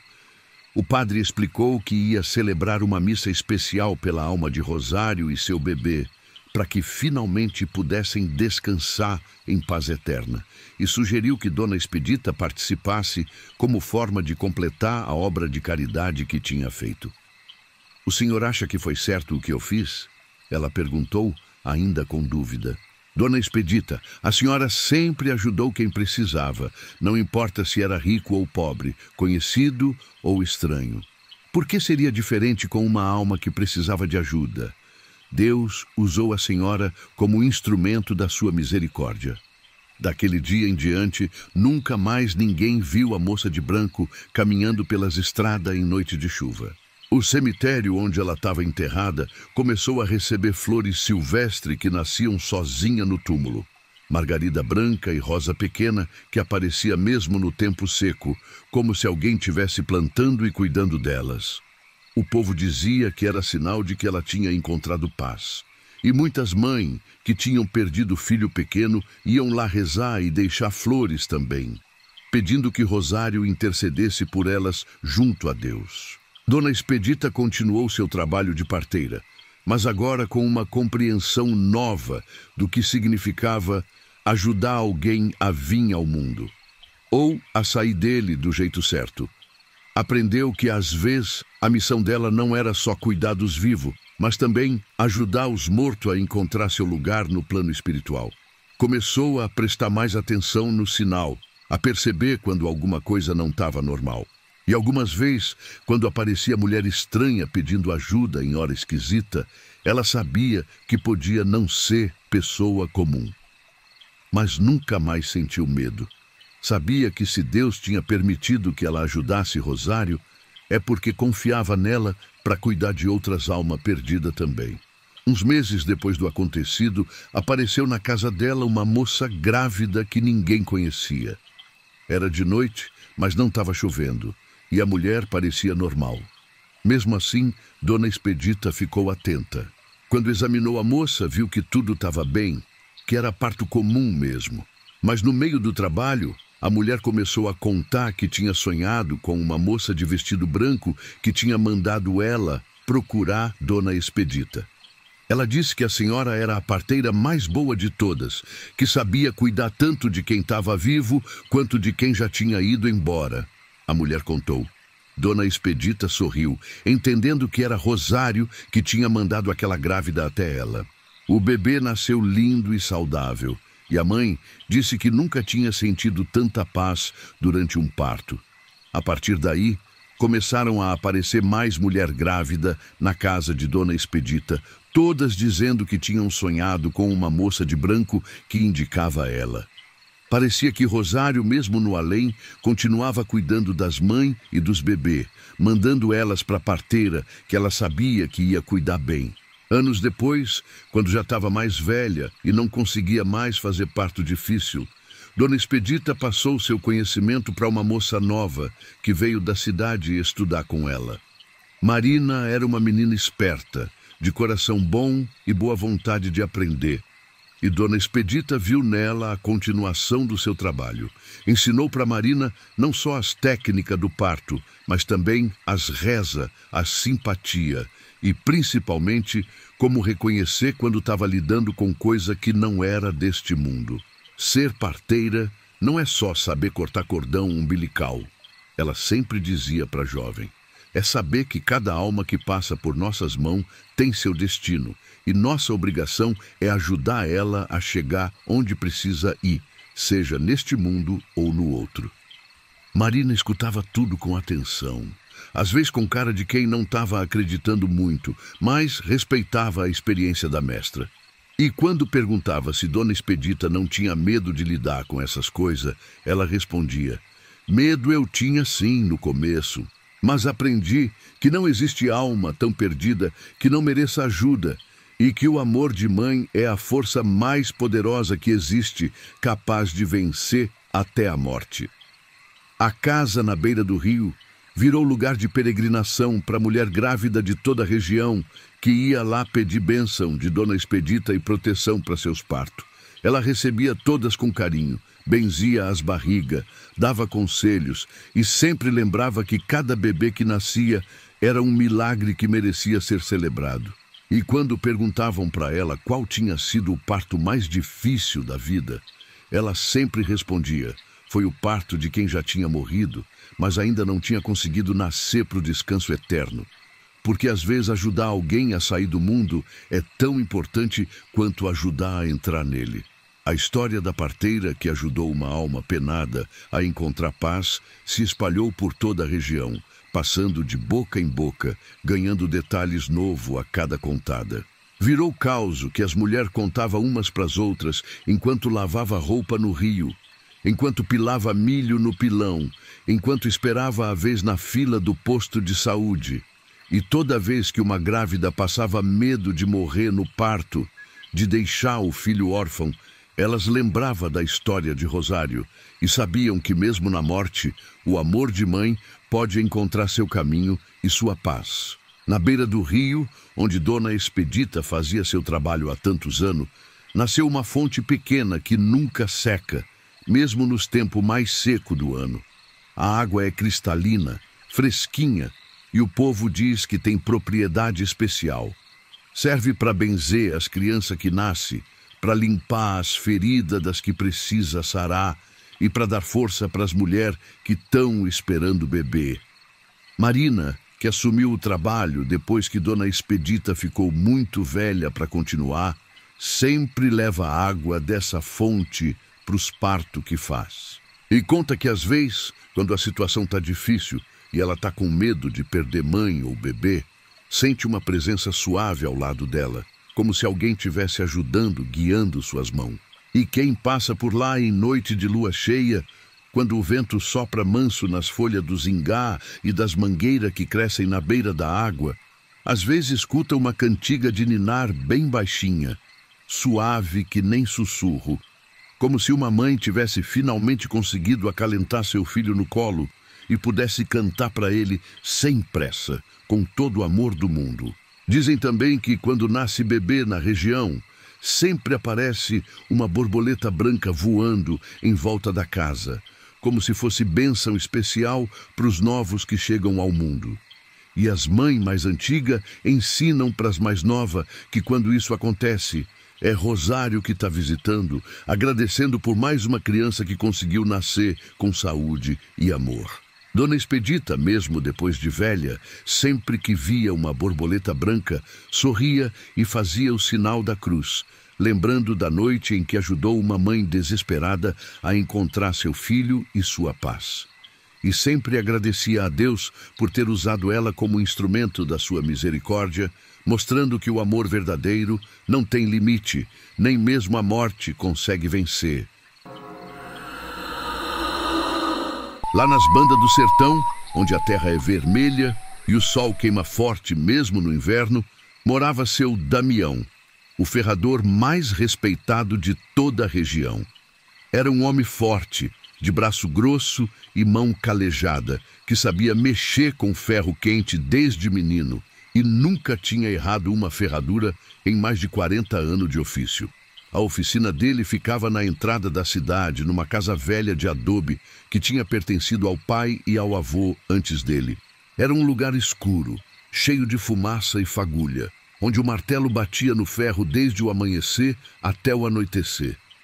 Tinha bigorna pesada no meio, fole que assoprava o fogo da forja e ferramenta espalhada pela parede. Martelo de todo tamanho, tenaz, lima, punção e outras coisas que só quem entendia do riscado sabia usar. O chão da oficina era de terra batida, manchado de óleo e carvão dos anos de trabalho. Nas paredes, pendurado em gancho de ferro que o próprio seu Damião tinha feito, ficava as ferraduras já pronta. De cavalo, de boi, de burro, de mula, cada uma do tamanho certo para cada tipo de animal. E no fundo, numa prateleira alta feita de madeira de aroeira, ficavam as ferramentas mais antigas, que tinham sido do avô e do bisavô, algumas já meio enferrujadas, mas ainda boa de usar. Tinha também, num canto especial da oficina, um oratório pequeno com imagem de São Jorge, montado no cavalo branco, São Miguel Arcanjo com a espada de fogo e Nossa Senhora das Graças. Toda manhã, antes de começar o trabalho, seu Damião acendia uma vela, e fazia uma reza pedindo proteção para que tudo corresse bem durante o dia. Seu Damião era conhecido por légua de distância. Todo fazendeiro da região trazia os animais para ele ferrar. Cavalo, burro, boi, mula e até animal mais difícil como jumento brabo e égua nervosa que outros ferrador não conseguia domar. Ele sabia o jeito certo de segurar cada bicho, como acalmar eles com conversa mansa, como cortar o casco sem machucar, como limar a unha até ficar no ponto certo e como fazer ferradura que durava anos sem se quebrar ou se soltar. Não era só questão de técnica. Seu Damião tinha jeito especial com os animais. Sabia acalmar cavalo brabo com só uma palavra no ouvido. Conseguia ferrar boi sem precisar de muito ajudante. E tinha um dom que vinha de família para entender o que cada bicho precisava. Os fazendeiros vinham de longe, às vezes de cidade vizinha, só para que ele cuidasse dos animais de estimação, porque sabiam que o trabalho dele era garantido e que nunca machucava os bichos. Tinha casos famosos na região de animal que outros ferrador não conseguia chegar perto, mas que com seu Damião ficava manso que nem cordeiro. Era como se ele falasse a língua dos bichos, como se eles confiassem nele de um jeito que não confiava em mais ninguém. Tinha aprendido o ofício com o pai, seu Joaquim, que tinha aprendido com o avô, seu Antônio Ferrador, numa tradição que vinha de muito longe, desde o tempo dos primeiros colonizadores que chegaram naquela terra seca e vermelha. A família dos Ferrador tinha história gloriosa na região. Tinha ferrado os cavalos dos bandeirantes, dos coronel antigo, dos jagunço famoso que passaram por ali. Sabia que cada animal era diferente. Cada casco tinha seu formato próprio e que uma ferradura mal feita podia estropiar um bicho para sempre, deixar ele manco ou até matar ele se infeccionasse. Por isso levava o trabalho muito a sério, examinando cada animal com cuidado antes de começar o serviço. O avô sempre dizia que ser ferrador era profissão sagrada, porque protegia os animais que trabalhava junto com o homem, que carregava as famílias pela estrada, que puxava o arado na roça, que levava mantimento de um lugar para o outro. Sem ferradura boa, ele falava para o neto pequeno, o homem volta para a idade das pedras, não consegue ir longe, não consegue carregar peso. Mas seu Damião também sabia outras coisas que não contava para todo mundo, conhecimento que vinha da família há gerações. Sabia que o ferro tem poder especial contra coisa ruim, que ferradura na porta protege a casa de mal olhado e quebranto, que prego benzido na soleira afasta encosto e alma penada, e que tem jeito certo de benzer as ferramentas para que elas façam o trabalho direito e nunca machuque animal inocente. Tinha aprendido essas coisas com a avó, Dona Sebastiana, que tinha sido benzedeira famosa na região e conhecia reza e simpatia que poucos sabia. Ela sempre dizia que Deus tinha dado para o ferrador uma responsabilidade especial, porque o ferro era metal abençoado, escolhido pelo Criador para ajudar o homem a se defender das forças do mal. Por isso que demônio tem medo de ferro benzido. Ela explicava para o netinho enquanto ele brincava na oficina. Por isso que ferradura protege a casa e espanta coisa ruim. Por isso que cruz de ferro é mais forte que cruz de madeira. O ferro é metal de Deus, menino. Nunca esqueça disso. Dona Sebastiana tinha ensinado para ele todas as orações especial, como benzer as ferramentas antes de usar, como reconhecer quando o animal estava com mau olhado e como fazer ferradura especial para proteger os bichos de coisa ruim que existia no mundo.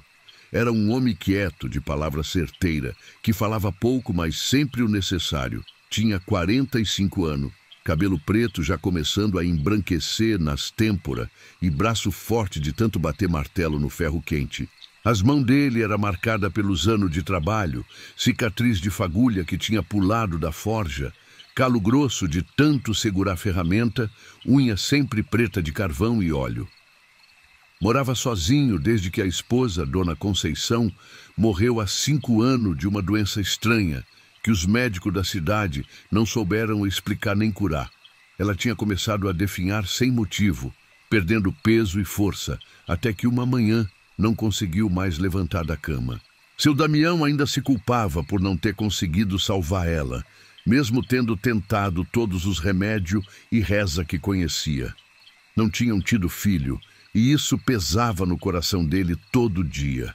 O povo sempre dizia que quando ele morresse, ia acabar a tradição dos ferrador da família, porque não tinha ninguém para continuar o trabalho, ninguém para passar adiante o conhecimento de geração. Isso era a tristeza maior de seu Damião. Às vezes, quando estava sozinho na oficina no fim do dia, guardando as ferramentas e apagando a forja, olhava para as paredes cheias de história e pensava no tanto de conhecimento que ia morrer junto com ele. Quanta geração de ferrador, quanto saber antigo, quanto segredo de família que não ia passar para frente. Tinha até tentado arranjar um aprendiz, mas o jovem de hoje em dia não queria mais aprender ofício de ferraria. Preferiam ir para a cidade grande, trabalhar em fábrica ou escritório, deixando para trás as tradições do interior. Mas naquela noite de lua nova, quando tudo estava escuro que nem boca de lobo, e só se ouvia o barulho dos grilos cantando no mato e o vento gemendo nas árvores secas, apareceu na oficina um homem que seu Damião nunca tinha visto antes nas redondezas. Era alto, magro que nem vara seca, vestido de preto da cabeça aos pés, terno preto, camisa preta, gravata preta, chapéu preto de abas largas que escondia metade do rosto. Estava montado num cavalo que parecia saído de pesadelo. Grande, negro que nem noite sem lua, com crina comprida, que balançava no vento mesmo sem ter vento nenhum. O homem tinha cara estranha, que dava medo só de olhar. Pele muito branca, quase transparente, olho fundo demais que brilhava no escuro como se tivesse fogo por dentro. E quando sorria, mostrava dente que parecia mais afiado que o normal, pontiagudo que nem de animal selvagem. Falava baixo, mas a voz carregava longe, ecoando na oficina vazia de um jeito que não era natural. E tinha um cheiro estranho em volta dele, como de enxofre queimado misturado com coisa podre, que fazia o nariz arder e o estômago embrulhar. Seu Damião, o homem disse, tirando o chapéu e fazendo uma reverência que parecia zombaria. Preciso que o senhor ferre meu cavalo. É para uma viagem muito longa, muito importante, não posso esperar amanhecer. O ferrador estava se aprontando para ir para casa depois de um dia longo de trabalho. Já tinha apagado a forja, guardado as ferramentas no lugar certo e rezado sua oração de fim de dia para o oratório do santo. Olhou para o cavalo do homem e sentiu um arrepio que subiu da sola do pé até o topo da cabeça, fazendo os cabelos ficar em pé. Era um animal bonito, isso ele tinha que admitir, grande e bem formado, mas tinha alguma coisa terrivelmente errada nele. O zoio brilhava demais no escuro, como se fosse duas brasas ardendo, e quando pisava, não fazia barulho nenhum na terra seca, nem o cloque-cloque normal de casco batendo no chão. Além disso, o cavalo não suava, mesmo fazendo calor de rachar, e não mexia as orelhas como animal normal faz quando tem mosquito e mutuca voando em volta. Não balançava a cauda, não relinchava, não fazia movimento nenhum que mostrasse que estava vivo. Parecia mais estátua de pedra preta que bicho de carne e osso. É tarde já, compadre, seu Damião respondeu, sentindo no instinto que devia sair dali o quanto antes, que devia inventar qualquer desculpa e mandar aquele homem embora. Amanhã cedo, assim que clarear o dia e eu acender a forja, eu ferro seu animal. Não pode ser amanhã, o homem insistiu, e quando falou dessa vez, sua voz ficou mais grave, mais ameaçadora, com um tom que fazia o sangue gelar nas veias. Minha viagem é para hoje mesmo, antes do galo cantar. Não posso esperar nem mais uma hora. Precisa ser agora, seu ferrador. Pago bem, muito bem. Tirou do bolso do terno uma bolsa de couro preto que fez barulho de moeda pesada quando balançou. E quando abriu para mostrar o conteúdo, seu Damião viu que estava cheia de moeda de ouro reluzente. Mais dinheiro junto do que ele via há muito tempo. Talvez mais do que ganhava num ano inteiro de trabalho. O brilho do ouro na luz fraca da lamparina, que ainda estava acesa, fez os olhos de seu Damião brilhar de cobiça. Com aquele dinheiro, podia consertar o telhado da casa que estava pingando, compra ferramenta nova para substituir as que estavam ficando velha, até mesmo pensar em arranjar uma esposa nova para não ficar sozinho pelo resto da vida. Alguma coisa na voz do Home, ou talvez a visão daquela fortuna em ouro, ou talvez uma força estranha e invisível que começou a controlar ele sem perceber, fez seu Damião mudar de ideia contra seu próprio instinto. "Tá bem", ele disse, voltando para dentro da oficina, "mas vai demorar um pouco, porque vou ter que acender a forja de novo, esperar ela esquentar direito." Acendeu a forja com carvão novo, atiçou o fogo com o fole até a chama ficar alta e vermelha que nem sangue, pegou suas ferramentas preferidas e se aproximou do cavalo do homem estranho para examinar o animal antes de começar o trabalho. Quando chegou perto do bicho, sentiu na pele que ele estava frio demais, gelado que nem defunto no inverno. A pele não estava quente como devia ficar depois de uma cavalgada, mas fria que nem gelo que não derrete nem no sol. E o cheiro ruim ficou mais forte. Um fedor de coisa podre misturado com enxofre que fez seu Damião ter que respirar pela boca para não vomitar. Mas seu Damião era ferrador profissional, com 40 anos de experiência lidando com todo tipo de animal e situação. Tinha ferrado cavalo brabo que tentava morder e coicear, boi selvagem que queria chifrar, burro teimoso que não deixava ninguém chegar perto. Não ia se acovardar por causa de impressão ou superstição de homem do mato. "Que tipo de ferradura o senhor quer?" perguntou, começando a examinar os cascos do animal com mão experiente. "A mais forte que o senhor conseguir fazer." O homem respondeu, ficando parado na sombra perto da porta da oficina, como se não quisesse que a luz batesse nele direito.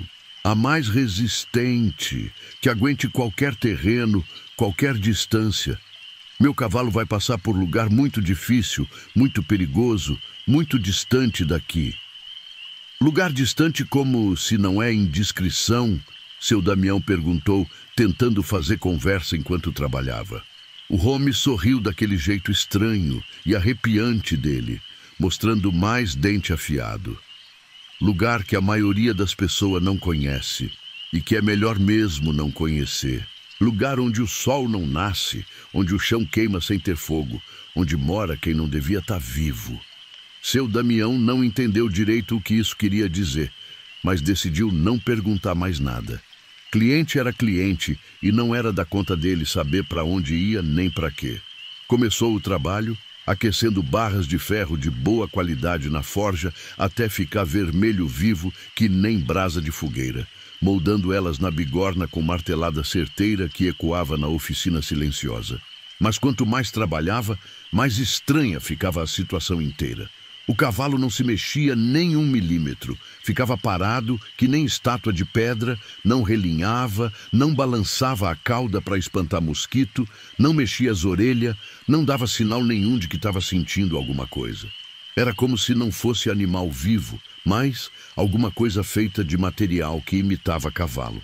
E o Home ficava lá parado na sombra, quieto que nem defunto no caixão, só observando o trabalho sem piscar os olhos nenhuma vez, sem mexer um músculo, sem fazer barulho nenhum.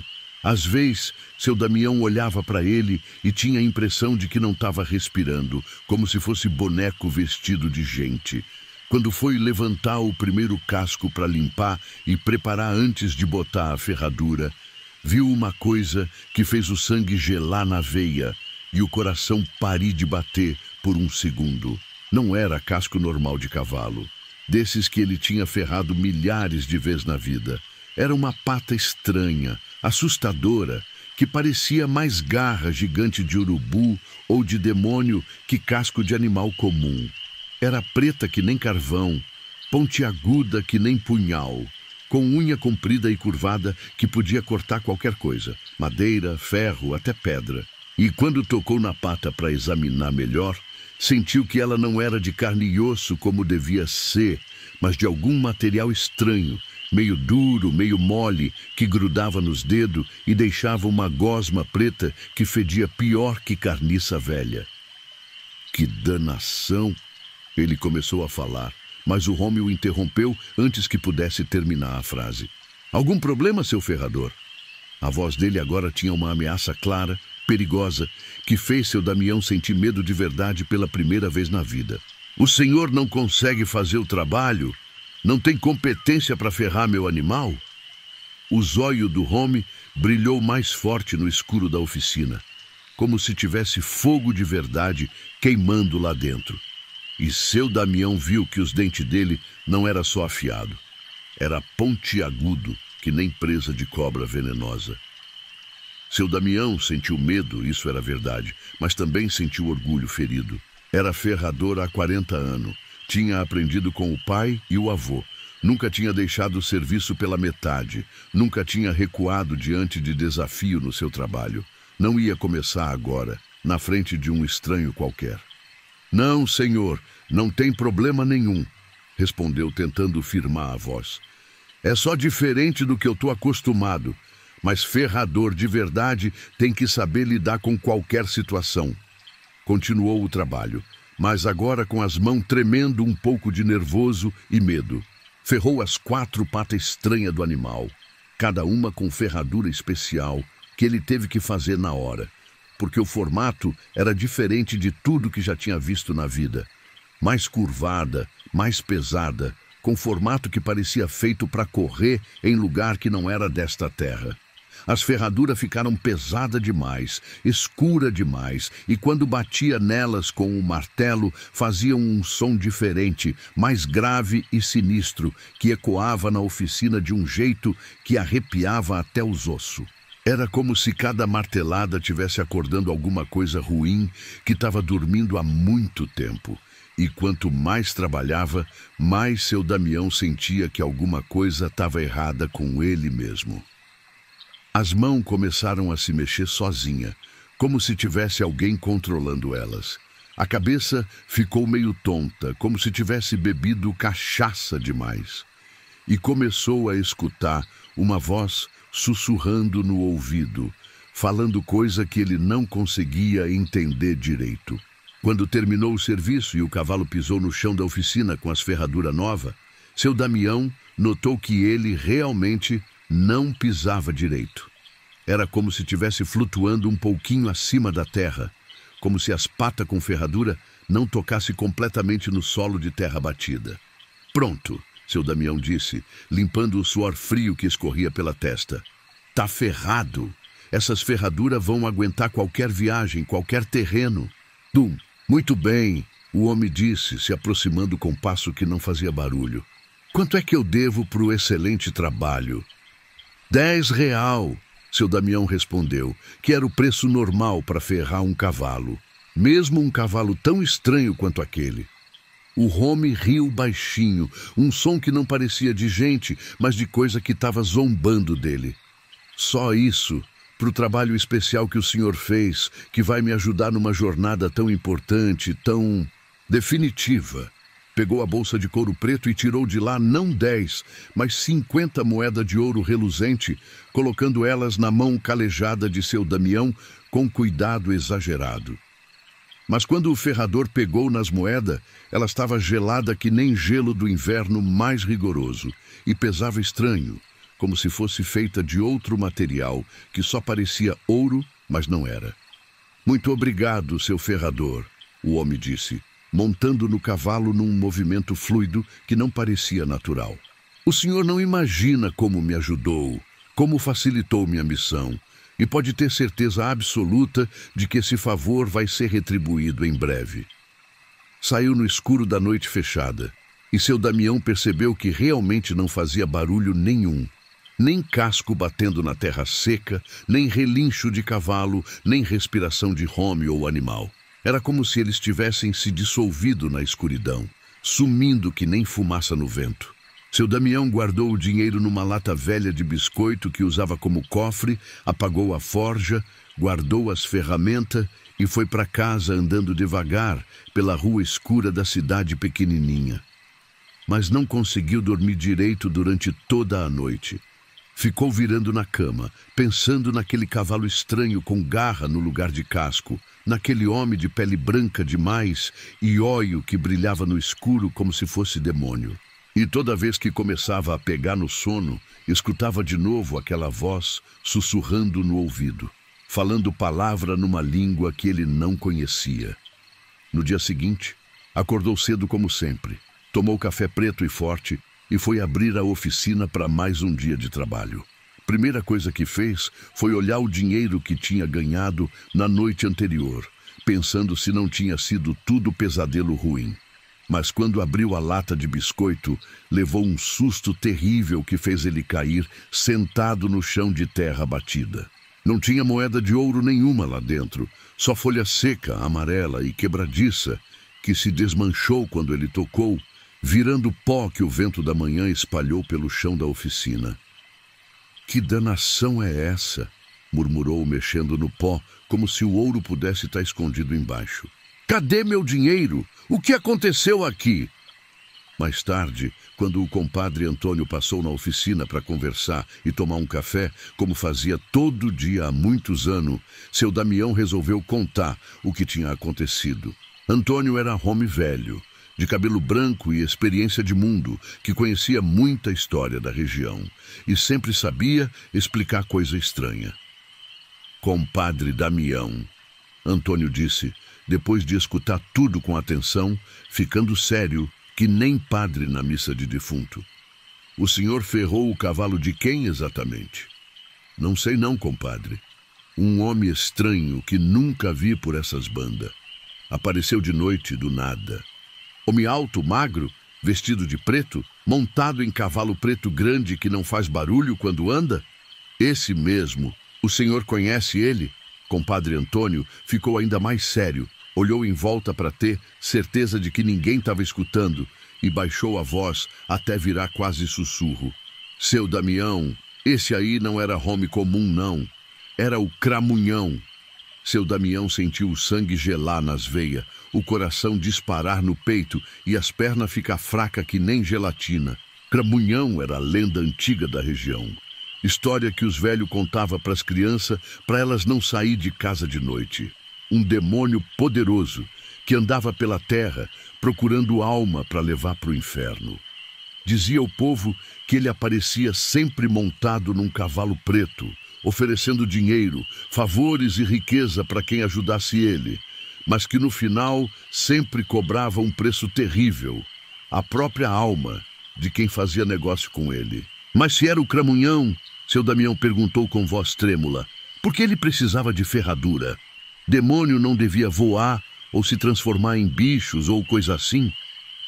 "Porque ele está se preparando para uma jornada muito especial", compadre Antônio explicou, continuando a falar baixo e olhando em volta com medo. "Diz a lenda antiga que de vez em quando ele precisa fazer uma cavalgada terrível pelo mundo dos mortos para buscar a alma que conseguiu escapar do inferno, que burlou o sistema, que está se escondendo em lugar que não devia." Antônio parou, respirou fundo para se acalmar e continuou com voz ainda mais baixa e assustada. "E para essa cavalgada especial, o cavalo dele precisa de ferradura feita por ferrador de verdade, ferrador que conhece o ofício, que tem tradição de família. Ferradura comum não aguenta a jornada pelo mundo dos mortos." Fez nova pausa, mais longa, e terminou a explicação com palavras que fizeram seu Damião sentir vontade de correr e se esconder. "E agora o senhor faz parte dessa jornada, porque quem ajuda o Cramunhão fica marcado para sempre, vira parte do exército dele." Daquele dia em diante, coisa estranha e assustadora começou a acontecer na oficina de seu Damião. Durante a noite, quando ele já tinha ido embora para casa e trancado tudo, as ferramentas se mexiam sozinha de um jeito que não era natural. Martelo batia na bigorna sem ninguém segurar, fazendo barulho que ecoava pela cidade silenciosa. Tenaz se abria e fechava no ar, pegando ferro invisível. Lima riscava metal sem mão que a guiasse, fazendo fagulha que iluminava a oficina vazia. e as ferraduras penduradas na parede balançava sozinha, batendo uma na outra e fazendo música diabólica. De manhã, quando chegava para trabalhar, sempre encontrava a oficina desarrumada de um jeito que não fazia sentido. Ferramenta fora do lugar certo, espalhada pelo chão como se tivesse tido briga. Cinza da forja espalhada por toda parte, até no teto. E às vezes até ferradura nova, de formato estranho, que ele não lembrava de ter feito. Pior ainda, a forja acendia sozinha durante a madrugada, sem ninguém botar carvão ou assoprar o fole. E saía de lá uma fumaça escura, mais escura que fumaça normal de carvão, que subia direto para o céu sem se espalhar, como se fosse sinal para alguma coisa ou alguém lá em cima, ou lá embaixo. E o mais estranho e assustador de tudo, todo animal que seu Damião ferrava depois daquela noite maldita ficava completamente diferente do que era antes.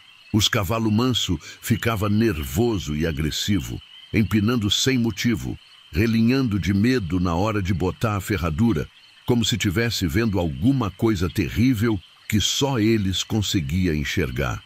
Os boi pacato ficava brabo e perigoso, tentando chifrar qualquer pessoa que chegasse perto, mugindo de um jeito estranho que não parecia de gado comum.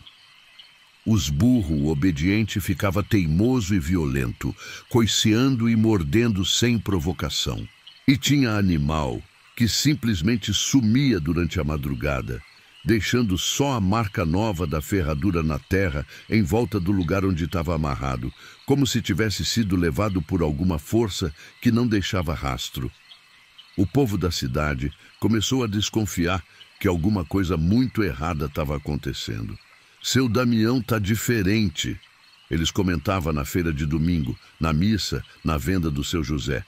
Parece que ele aprendeu coisa que não devia mexer. Os animal que ele ferra fica tudo esquisito, assombrado.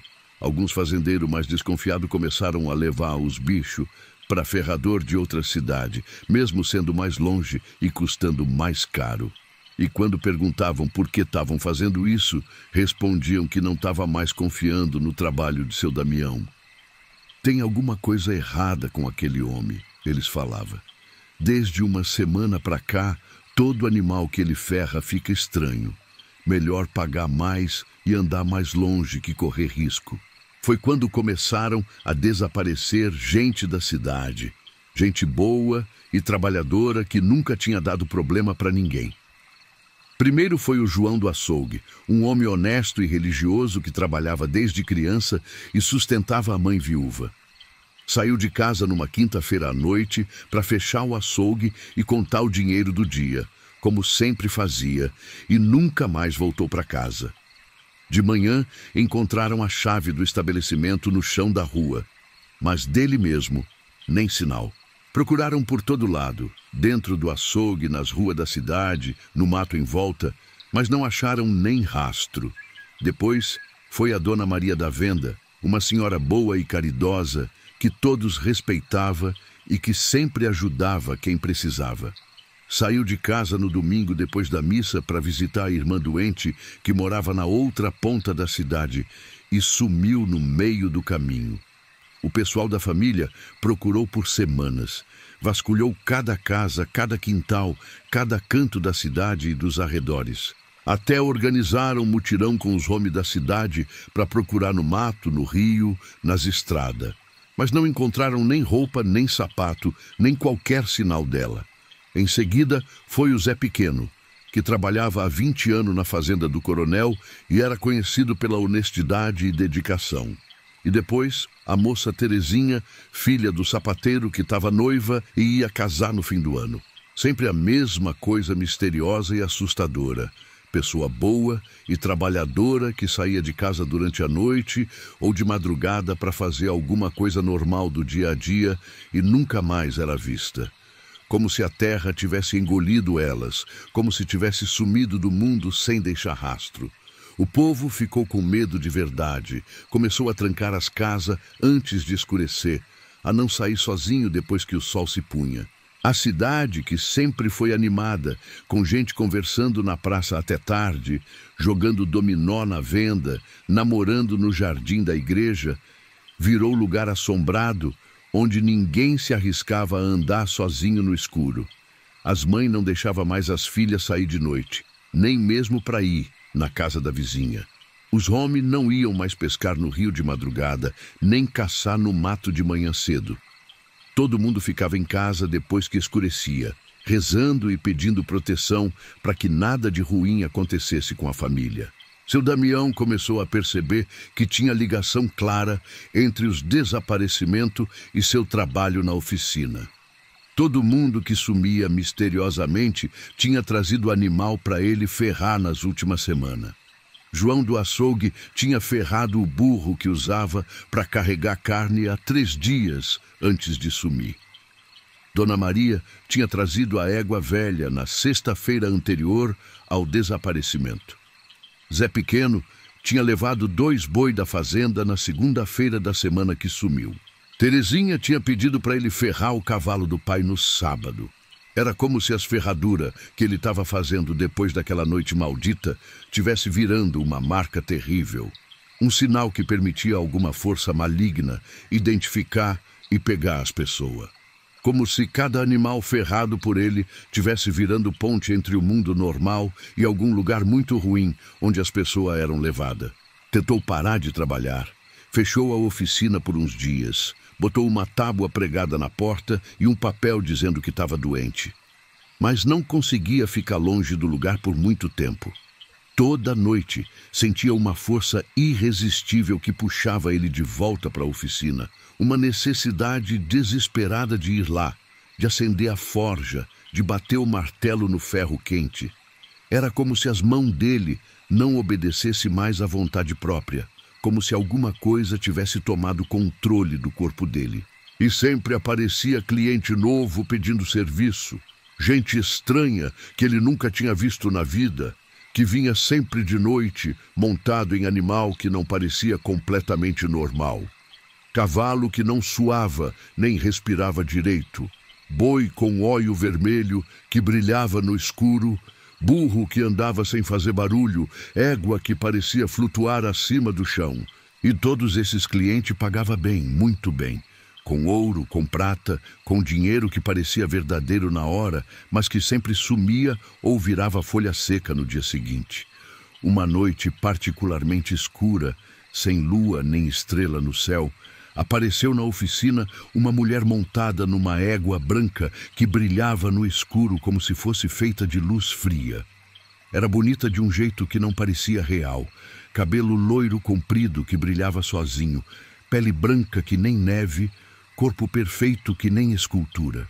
Mas tinha alguma coisa terrivelmente errada nos olhos dela.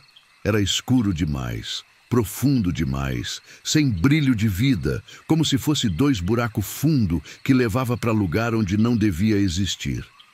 E quando sorria, mostrava dente perfeito demais, branco demais, afiado demais. Seu Damião, ela disse com voz doce que nem mel derretido, mas que ao mesmo tempo fazia arrepio de medo subir pela espinha, preciso ferrar minha égua. É para uma corrida muito especial, muito importante. O ferrador não queria fazer o serviço. Toda a fibra do corpo gritava para ele mandar ela embora, para fechar a oficina e correr para casa. Mas as mãos já estavam se mexendo sozinha, pegando as ferramentas sem ele mandar, acendendo o fogo da forja sem ele querer. Era como se uma força muito maior e mais poderosa que ele tivesse controlando cada movimento, cada pensamento, cada decisão. Como se ele tivesse perdido completamente a vontade própria e virado fantoche nas mãos de alguma coisa terrível. Quando foi examinar a égua brilhante, viu que ela também tinha pata estranha no lugar de casco normal, mais parecida com garra gigante de ave de rapina que com pé de cavalo. E quando tocou no animal, sentiu que ele estava frio que nem cadáver de semanas. Que tipo de corrida é essa, dona? Ele perguntou, tentando resistir à força que controlava suas mãos, tentando lembrar das rezas que a avó tinha ensinado. A mulher sorriu mais largamente, mostrando ainda mais dente afiado, e respondeu com voz que agora não disfarçava mais a maldade. Uma corrida especial, meu caro ferrador. Uma corrida atrás das almas que estão tentando escapar do lugar onde deviam estar. Uma caça às pessoas que conseguiram fugir do destino que nós preparamos para elas. Foi aí que seu Damião entendeu completamente o que estava acontecendo com ele e com a cidade. Ele não estava só ferrando animais estranhos, estava ferrando os cavalos e as éguas do exército dos demônios, das criaturas que caçavam as almas dos mortos e dos vivos. Cada ferradura que fazia dava mais velocidade e poder para eles pegar quem tentava escapar da maldição, da condenação, da morte prematura. As pessoas que estavam desaparecendo da cidade não estavam sendo assassinadas por bandido comum. Estavam sendo caçadas e capturadas por força sobrenatural, levada viva para outro mundo para pagar dívida que nem sabia que tinha. Eu não quero mais fazer isso, ele disse, tentando largar o martelo, mas a mão continuava segurando a ferramenta e batendo no ferro quente. Mas você já começou o trabalho, a mulher demônio disse. E agora a voz dela não era mais doce. Era fria e cortante, que nem lâmina de navalha. E quando se faz negócio com nós, quando se aceita nosso pagamento, não tem mais volta possível. Ela tirou do vestido branco um papel amarelado pelo tempo, escrito com tinta vermelha que parecia sangue fresco, e mostrou para ele. Embaixo do texto, numa língua estranha que ele não conseguia ler, estava uma assinatura que seu Damião reconheceu com horror, como sendo dele mesmo. Quando foi que eu assinei isso? Ele perguntou, sentindo o mundo girar em volta dele. Na primeira noite, quando ferrou o cavalo do Cramunhão, ela explicou com um sorriso cruel. O pagamento que ele ofereceu não era aquelas moedinhas de ouro que viraram folha seca. O pagamento verdadeiro, o preço real do serviço, era sua alma, sua vontade, seu livre-arbítrio. Mostrou o contrato para ele ler melhor. Estava escrito numa mistura de português antigo com palavra em língua que parecia latim, que seu Damião se comprometia a ferrar todos os animais do exército infernal, a ajudar na captura das almas que tentasse escapar do destino traçado para elas, e a entregar sua própria alma quando chegasse o momento final. E agora você trabalha para nós, para sempre, ela continuou. Até o dia em que sua própria alma for cobrada, você vai continuar ferrando nossos cavalos, ajudando nossa caça, marcando as vítimas com suas ferraduras malditas. Seu Damião entendeu que tinha caído numa armadilha terrível e muito bem planejada. O Cramunhão tinha aproveitado sua ganância, sua curiosidade, sua solidão e desespero e principalmente sua condição de último ferrador da família para fazer ele assinar um contrato diabólico sem perceber. Agora ele estava condenado a servir as forças do mal para sempre, ou até morrer tentando resistir. Mas seu Damião lembrou dos ensinamentos da avó, Dona Sebastiana, das rezas poderosas que ela tinha ensinado quando ele era menino, das proteção contra coisa ruim que ela conhecia melhor que ninguém. Lembrou que ela sempre dizia que o ferro benzido com fé verdadeira tinha poder especial contra demônio, que ferradura consagrada com oração sincera podia quebrar qualquer maldição, por mais forte que fosse. Começou a rezar baixinho enquanto continuava o trabalho forçado, pedindo proteção e ajuda para Nossa Senhora da Conceição, para São Jorge que venceu o dragão com lança de ferro, para São Miguel Arcanjo que expulsou Lúcifer do céu com espada de fogo. De nada adianta rezar, a mulher demônio disse. Mas seu Damião notou que ela se afastou um pouco quando ele começou a oração, como se as palavras sagradas incomodassem ela. Você já é nosso, já assinou o contrato com o sangue da própria alma. Mas seu Damião continuou rezando com mais força ainda, e foi aí que percebeu uma coisa muito importante e esperançosa. Quando rezava de coração, as ferraduras que ele estava fazendo ficava diferente das outras, com uma luz fraca, mas constante, que saía do ferro quente, como se fosse bênção visível. e os demônios não gostavam nem um pouco dessa luz. Recuava quando ela aparecia.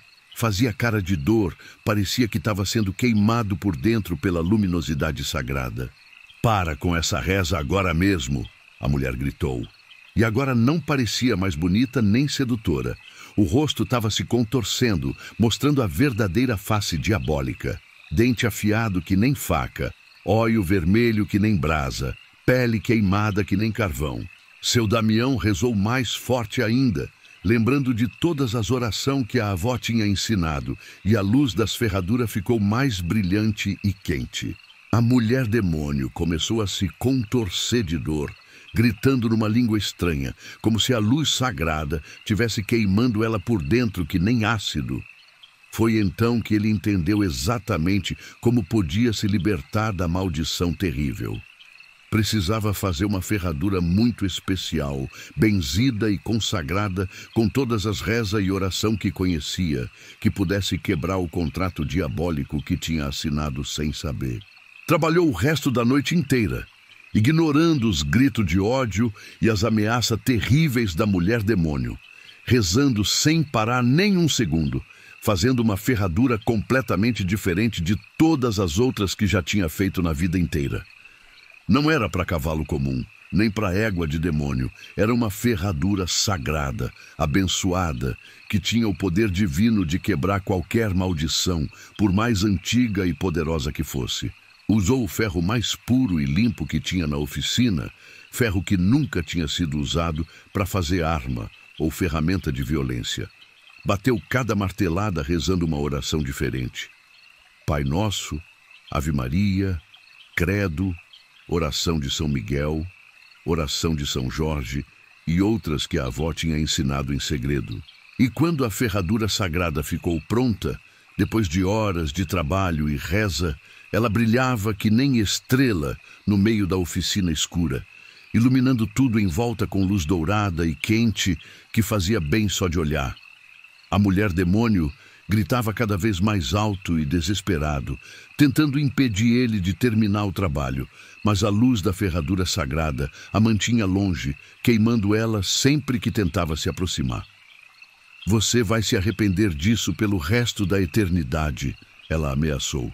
"Nós vamos voltar para buscar você, e quando isso acontecer, seu sofrimento vai ser 1000 vezes pior."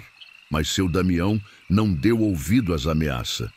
Quando terminou completamente a ferradura sagrada, pegou ela com a tenaz e encostou direto no papel maldito do contrato diabólico. O papel pegou fogo na mesma hora, queimando com chama azul e dourada que iluminou toda a oficina. E quando virou cinza, o vento da madrugada que entrou pela porta levou ela para longe, espalhando os restos da maldição pelos 4 cantos do mundo. A mulher demônio deu um grito terrível, um som que não era de gente, nem de animal, nem de coisa deste mundo, e desapareceu junto com a égua brilhante, como se tivesse se dissolvido no ar da noite. A oficina voltou ao normal na mesma hora. A fumaça estranha parou de sair da forja. As ferramentas pararam de se mexer sozinha durante a noite. E seu Damião sentiu que tinha voltado a ter controle completo sobre suas próprias mãos e vontade. Nos dias seguintes, as pessoas que tinham desaparecido misteriosamente começaram a voltar para a cidade, uma por uma, são e salvo. João do Açougue apareceu na praça numa manhã, meio confuso, dizendo que não lembrava de nada do que tinha acontecido. Dona Maria voltou para casa como se nada tivesse acontecido, sem ferimento e sem lembrança do tempo que ficou sumida. Todos voltaram com saúde perfeita, sem machucado e sem trauma, mas também sem lembrança nenhuma do que tinha acontecido durante o tempo que ficaram desaparecidos. Era como se tivesse sido apagado da memória deles o período em que foram levados para o outro mundo. Daquele dia em diante, seu Damião continuou trabalhando como ferrador, mas agora sabia exatamente como se proteger das coisas ruins que existia no mundo. Sempre benzia suas ferramentas antes de usar em qualquer trabalho, sempre fazia uma reza completa antes de começar cada serviço e mantinha sempre uma ferradura consagrada pendurada na porta da oficina para afastar qualquer força maligna que tentasse entrar. E quando aparecia cliente estranho durante a noite, principalmente montado em animal, que não parecia completamente normal, que não fazia barulho quando andava, que tinha óleo brilhando no escuro, ele fechava a oficina na cara deles e fingia que não estava ali. Porque aprendeu na prática que tem negócio que não compensa fazer, mesmo que o pagamento pareça muito tentador. Que a ganância e a curiosidade podem levar o homem para o caminho da perdição eterna, e que às vezes é muito melhor ganhar menos dinheiro e dormir com a consciência tranquila e a alma em paz. O povo da cidade nunca mais desapareceu de forma misteriosa e inexplicável, e os animais voltaram a se comportar completamente normal, depois que seu Damião passou a benzer todas as ferraduras que fazia, sem exceção. A oficina dele virou lugar respeitado, não só pela qualidade técnica do trabalho, mas também pela proteção espiritual que oferecia contra as forças do mal. Fazendeiro vinha de cidade distante, não só para ferrar os animais, mas também para comprar ferradura benzida para pendurar na porta de casa, na porteira da fazenda, na entrada do curral, no portão do pasto. E todos que compravam essas ferraduras sagradas relatavam que as propriedades ficavam mais protegidas, que o gado não adoecia tanto, que não aparecia mais bicho estranho de noite, que a família dormia mais tranquila. Anos depois, quando estava ficando velho e as forças começavam a diminuir, quando não aguentava mais o peso do martelo grande, nem o calor intenso da forja, seu Damião conseguiu finalmente encontrar um aprendiz digno do conhecimento da família. Era um rapaz novo que veio da capital, mas que tinha nascido no interior e respeitava as tradições antigas. Era estudado, mas humilde, esperto, mas respeitoso. E principalmente era religioso de verdade, não só de aparência. Menino, seu Damião sempre dizia para o aprendiz durante as lições diárias.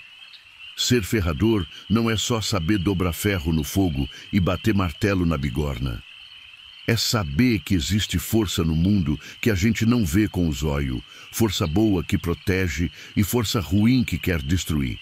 Ensinou para o rapaz todas as técnicas do trabalho, como acender a forja direito, como escolher o ferro certo para cada tipo de ferradura, como moldar o metal quente, como examinar o casco dos animais, como colocar a ferradura sem machucar o bicho.